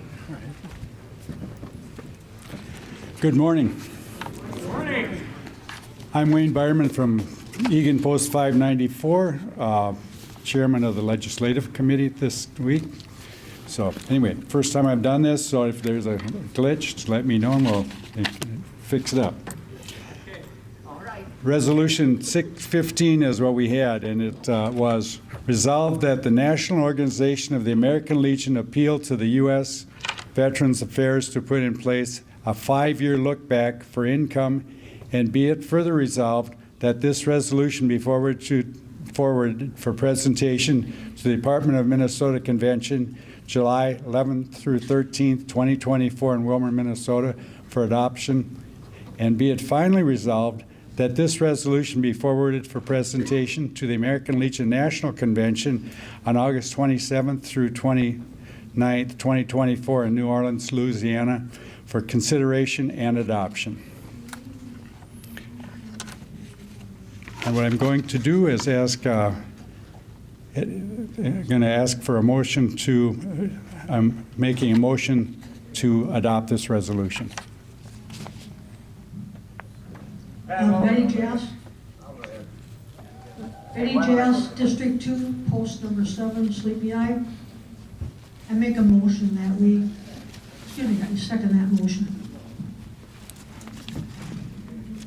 We have a motion and a second. Is there any discussion? Hearing none, all those in favor say aye. Aye. Opposed, nay. We're going to be here a while. There's 3 more to go. Resolution 16, resolved that the American Legion Department of Minnesota supports legislation that mandates the Department of Veterans Affairs to pay interest on retroactive payments owed to veterans for claims delayed a year or more, assuring veterans are compensated fairly for the time they have waited beyond a reasonable processing period. And be it further resolved that the American Legion Department of Minnesota urges members of Congress, the Department of Veterans Affairs, and other relevant stakeholders to advocate for and implement this legislative change as a matter of urgency, recognizing the fiscal injustices faced by veterans due to prolonged claim processing times. And be it further resolved that this resolution be disseminated to appropriate legislative bodies, the Department of Veterans Affairs, and veterans advocate groups to rally support for this critical issue and to facilitate the reenactment of legislation that rightfully compensates our veterans for delays in receiving their earned benefits. And be it finally resolved that a copy of this resolution be sent to the American Legion Department of Minnesota in convention assembled in Wilmer, Minnesota, July 11th through 13th, 24, for concurring action. So, and I make a motion to adopt this resolution. Pat Logan, here to help out Wayne. Post 491, 3rd District. I second that. We have a motion and a second. Is there any discussion? Hearing none, all those in favor say aye. Aye. Opposed, nay. Still here for you, Wayne. Thanks, Pat. Resolution 17. Resolved that the American Legion Department of Minnesota supports legislation to amend the current VA rating schedule to ensure that veterans with service-connected hearing loss. Speaking of hearing loss.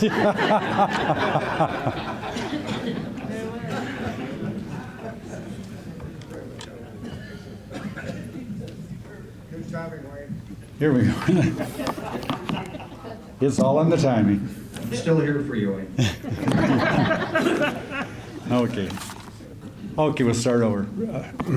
Resolved that the American Legion Department of Minnesota supports legislation to amend the current VA rating schedule to ensure that the veterans with service-connected hearing loss who require hearing aids receive a minimum compensation rating of 40%. And be it further resolved that the American Legion Department of Minnesota advocates for the change at the state and national levels, engaging lawmakers, the VA, and other stakeholders to ensure the swift adoption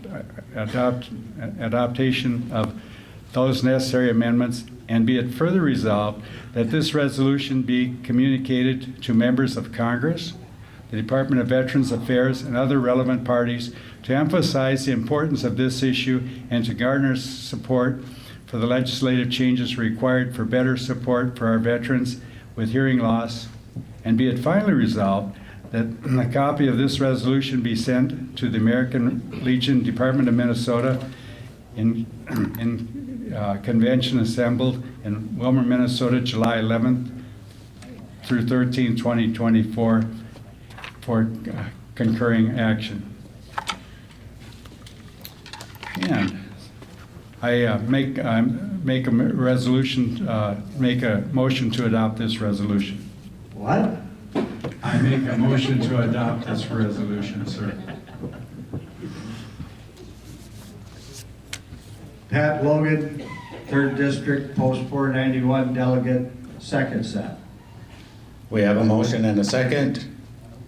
Any discussion? Hearing none, all those in favor say aye. Aye. Opposed, nay. Okay, Resolution 19.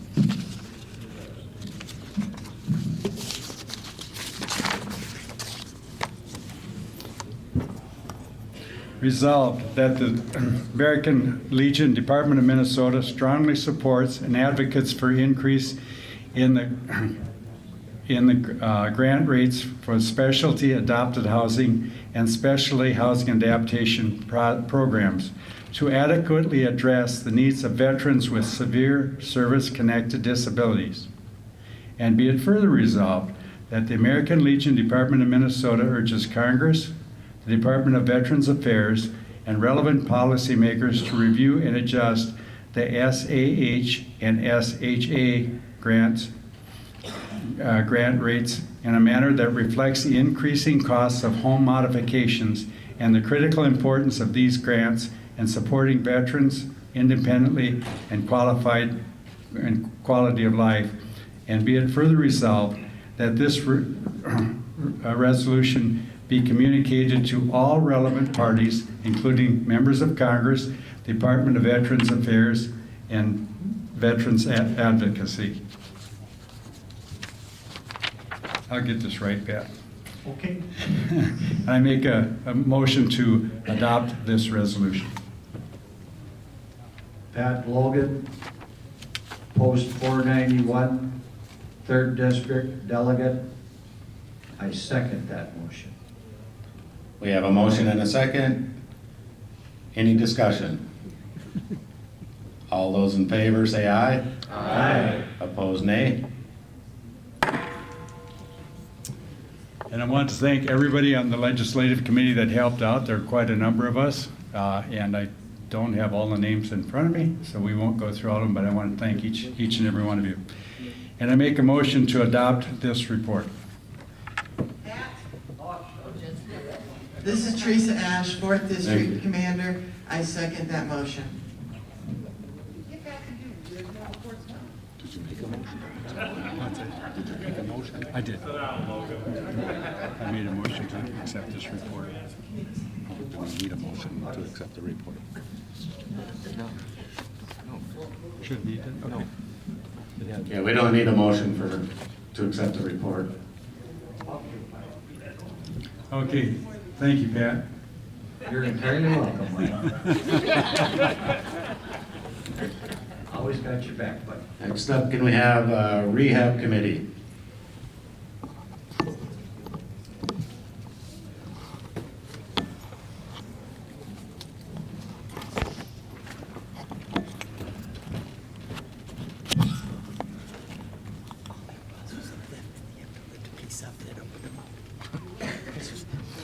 Commander.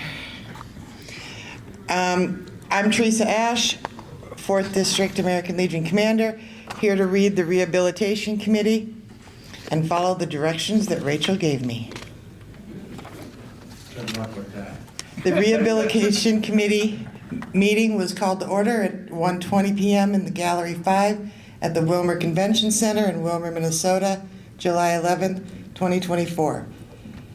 Robert Schmidt was elected chairman and Stacy Foster elected as secretary. All districts were present except for the 5th, 8th, and 9th. Resolution number 2 was assigned to the committee. The resolution was passed as written. The meeting was adjourned at 1:41. I will read the resolution clause. Resolved that the American Legion Department of Minnesota urges the U.S. Department of Veterans Affairs and the Veterans Health Administration, VA, the Department of Defense, DoD, the Food and Drug Administration, FDA, the Department of Health, DOH, to initiate a thorough and independent investigation to evaluate the effects of anthrax vaccinations on veterans, and be it further resolved that the investigation shall aim to assess the short-term and long-term health outcomes associated with the anthrax vaccine in the veterans, including any potential side effects or adverse reactions, and be it further resolved that the investigation will consider the medical records, experiences, testimonies of veterans who have received the anthrax vaccine, as well as the relevant scientific research and literature on the subject with the U.S. Department of Veterans Affairs Office of Research and Development, and be it further resolved that the findings of the investigation shall be publicly available in a timely manner, ensuring transparency and accessibility for both veterans and the general public based on the investigation's outcomes, and be it further resolved that the responsible governmental authorities shall take necessary steps to provide the appropriate medical care support and guidance to the veterans who may be affected by the anthrax vaccination, and be it finally resolved that this resolution be forwarded to the National Adjutant of the American Legion for the presentation to and action by the American Legion National Executive Committee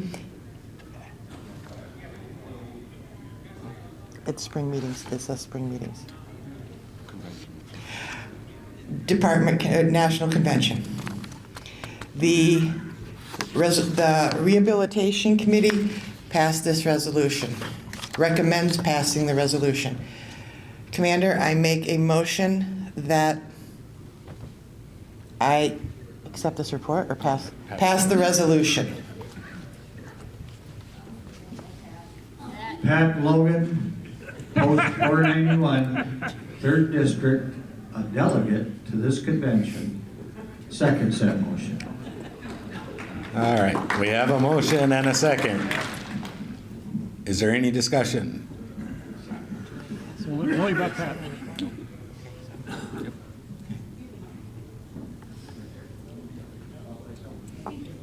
Kelly, 3rd District, just a question in regard, the results, do the study consider, assess, publicly make available?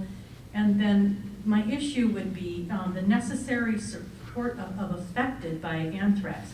It's vague. And so that resolution with its vagueness, is it negatively affected? Is it positively affected? Is it medically supported? Is it psychologically supported? What's the implication? I'm just, that would be just the discussion on some of the reasons why it might get kicked back, is just the vagueness of it. And then it sounds like it's in our lane because of the agencies we're asking to do all of this are gonna financially be affected. And so, but it does sound like it's in our lane to influence. I would like to defer this to the Department Veteran Service Officer. I've got permission to have him stand up and address these questions. So Ray, if you could come up here with me. No, get to the microphone, just get the microphone. Don't listen to me, I don't know what I'm doing. So we actually passed this resolution last year. The National would like us to add other individuals besides the VA. So if you remember back in the day, the Postal Department, people were mailing anthrax to the senators. So you have people that had to post at the armories, the Air Force bases, all got this shot, even if you worked there. Postal Service people, they got the anthrax shot. So this is encompassing everybody, so everything was kicked back. It's the same resolution we passed last year, except we added the DOD, the FDA, because they want that income to be spread out in the investigation, all be done with several different people, not just putting it on the VA.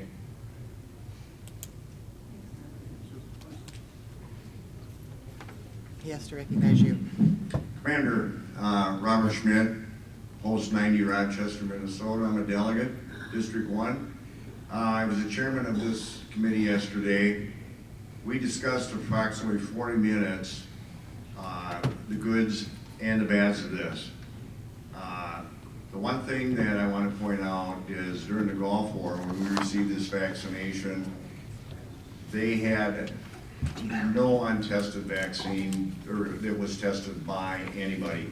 There was a picture of a horse on the bag of the vaccine they were drawing it from and injecting it into our soldiers. This is going to be very much like Agent Orange that our Vietnam veterans, brothers and sisters, had to go through. The one thing we did discuss is the results of this examination will be made public to the veterans. It's public data. It's accessible at any point in time. We do believe that if and once this gets passed, that they will be required to do a good job on these studies. So we really encourage the passage of this, not just for the Gulf War veterans, but for all the post 9/11 veterans that have received it.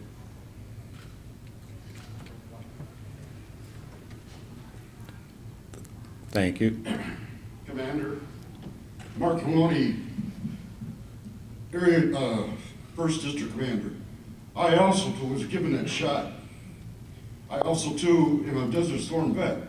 I also too have some people that are American Legion members that have been given that shot too, and they have kids that have defective, some defects because of that shot or other symptoms. So I seriously think that we should pass this and let them find out what is going on for some of the Gulf War vets and also post 9/11 or anybody who's been in the Middle East, because those drugs were, like Mr. Schmidt stated, untested at the time that they gave it to us.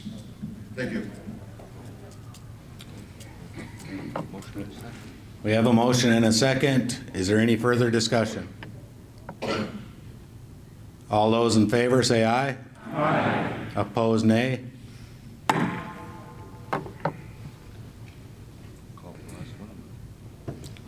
Can we have Resolutions Committee?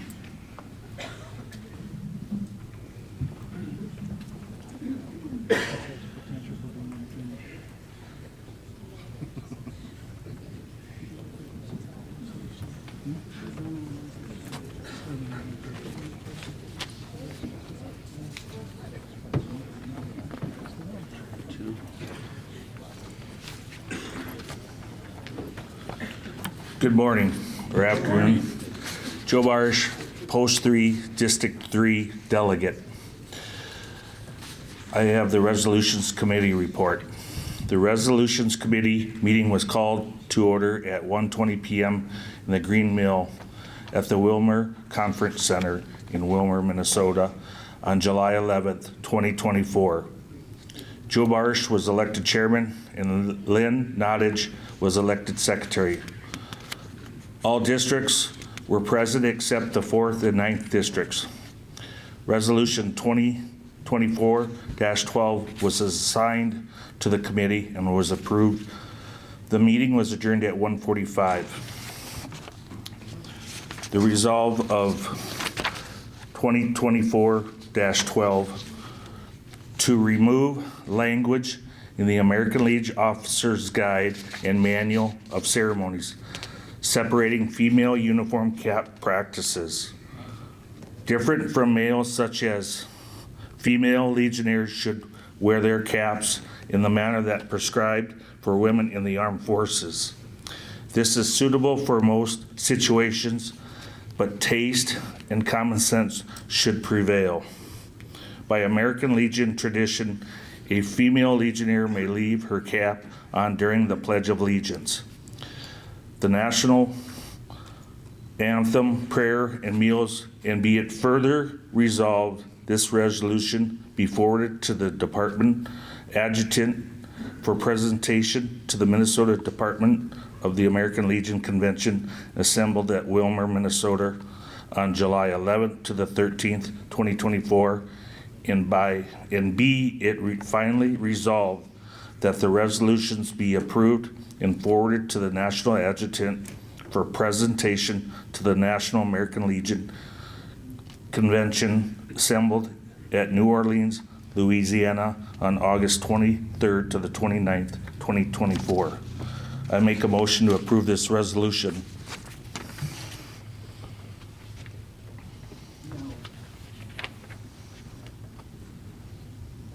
Matt Behrens, Post 320, 10th District Commander, seconds the motion. We have a motion and a second. Is there any discussion? Yes, there is discussion. I think the female veterans in the American Legion should be able to decide what they want to do instead of being dictated that you're going to do this. It's just a thought. Thought I'd throw that out there because it is a discussion, correct? So that's the way I looked at it. Huh? Oh, I did not ID who I are. I are Pat Logan, Post 491, 3rd District, delegate to Wilmer, Minnesota, and I don't know the zip code, sorry.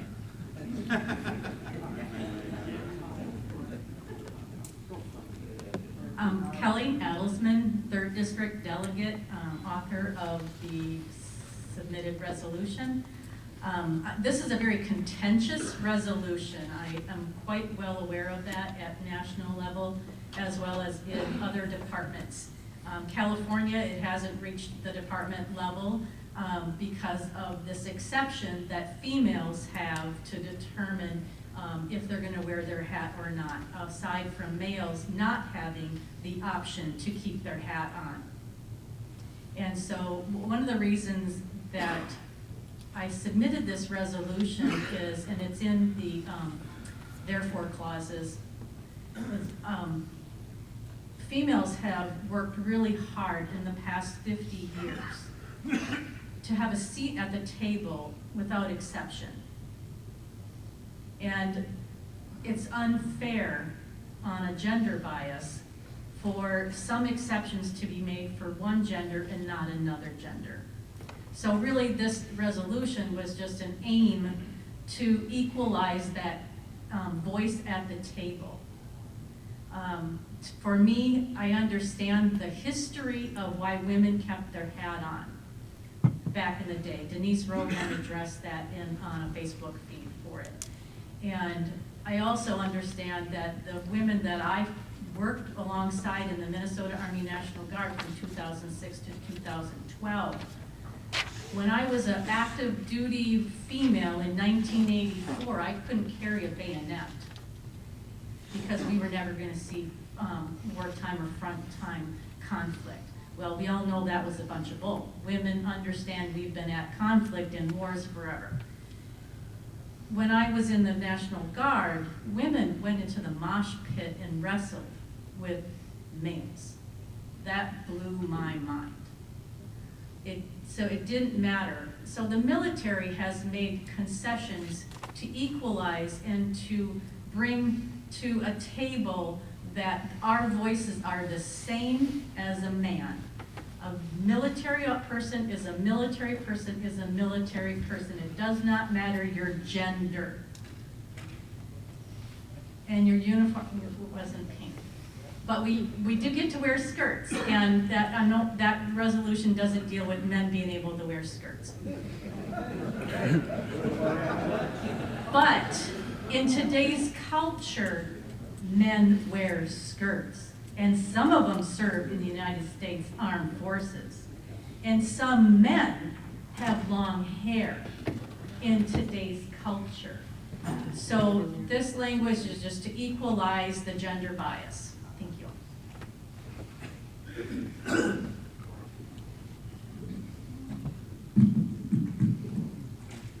Mary Jo York,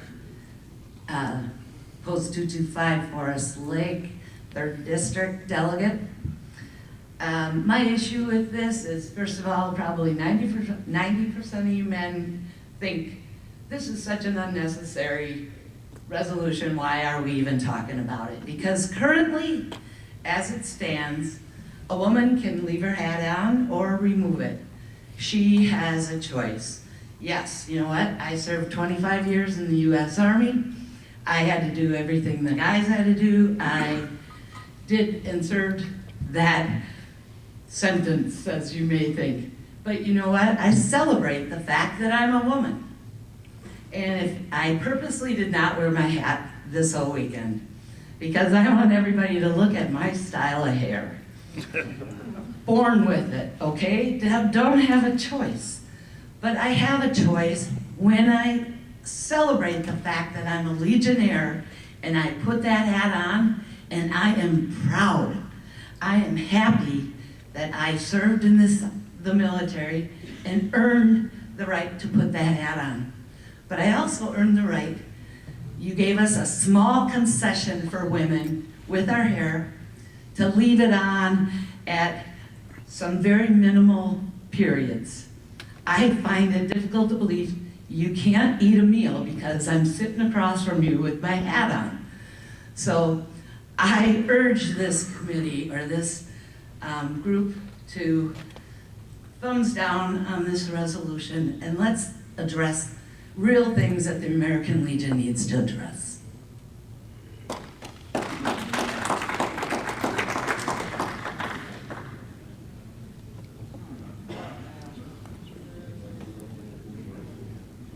Veronica Ferlin, 6th District, Post 428. I don't know if I can second it, but what Mayor Joe said is exactly how I feel. You give us the choice. It was written years ago, but you gave us the choice to wear a hat, don't wear a hat. And like, she said it exactly how I feel too. So, there. Teresa Ash, 4th District Commander. I concur with Kelly Adelsman based on the fact that my uniform wasn't pink. I had to do the same things in the military, and if I go out in the when I go out in the workforce, I have to do the same things as a male. Although I want to be recognized as a female, I identify as a female, and when my husband takes me to dinner, I expect him to pay and I want him to open the door. I appreciate all that. However, when I'm in uniform and the American Legion hat is a uniform, I am an equal individual to every male in this room, and I should not have an exception just to leave it on my head.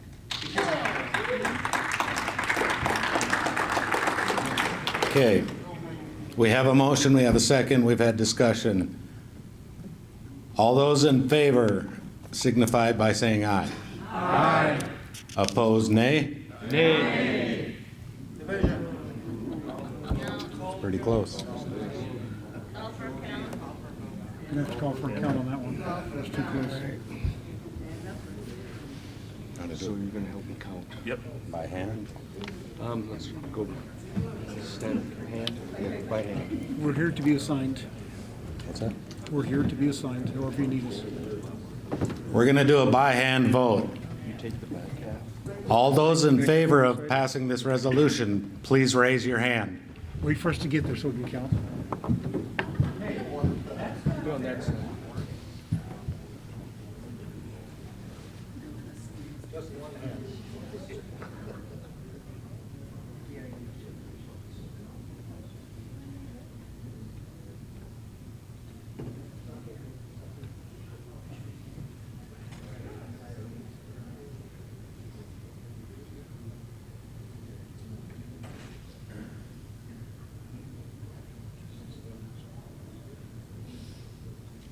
Raise your hands because it's easy to keep them up.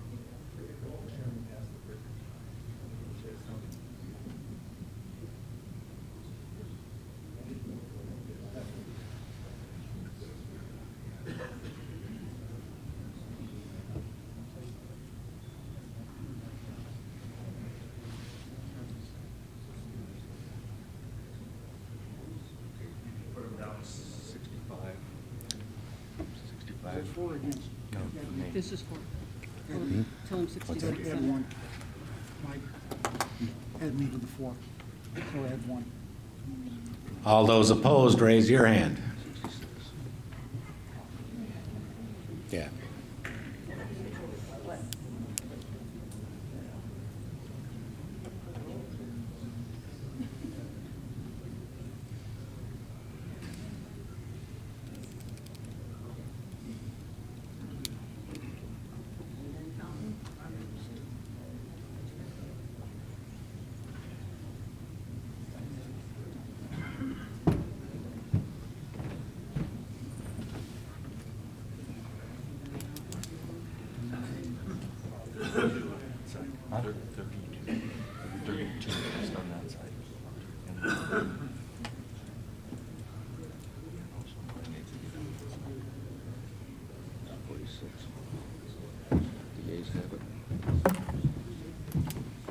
The resolution passes.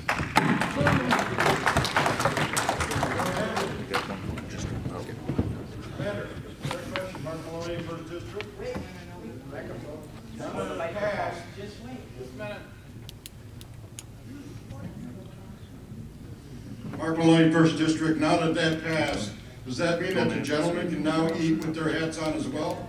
No. Okay. Common courtesy provision. He said I'm done, so. Oh, okay.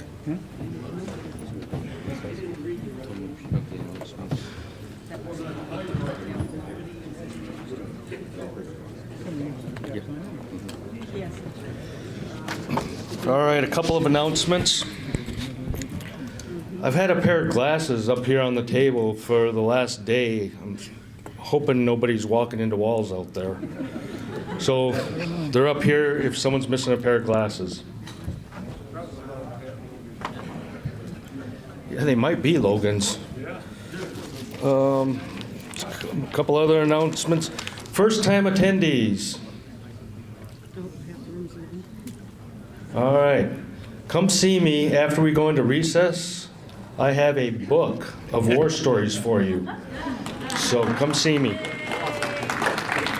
Nitty Bitties will meet this afternoon at 4:30 at the Holiday Inn in room 300. The silent auction to benefit the Veterans Affairs and Rehabilitation Auxiliary Program will go until 4 p.m. today. The auction is located in the registration area. If you don't find anything to bid on, please consider giving a donation in the large pop bottle. And I need to see the post that gave the donation, post 507. If you could come see me, please. That's all I have, Commander.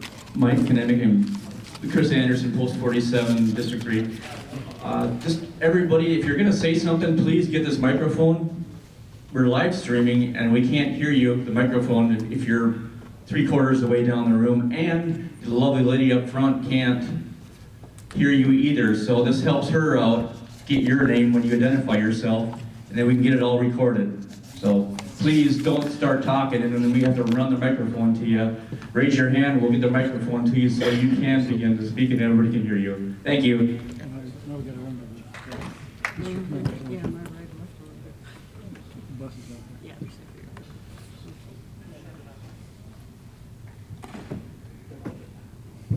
Dean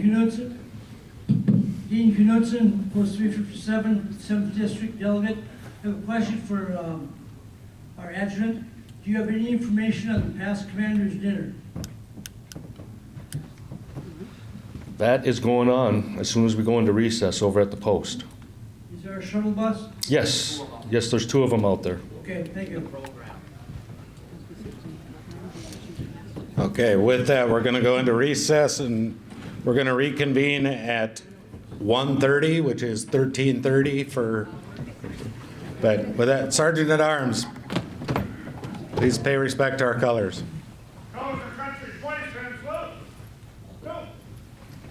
We are in recess till 13:30.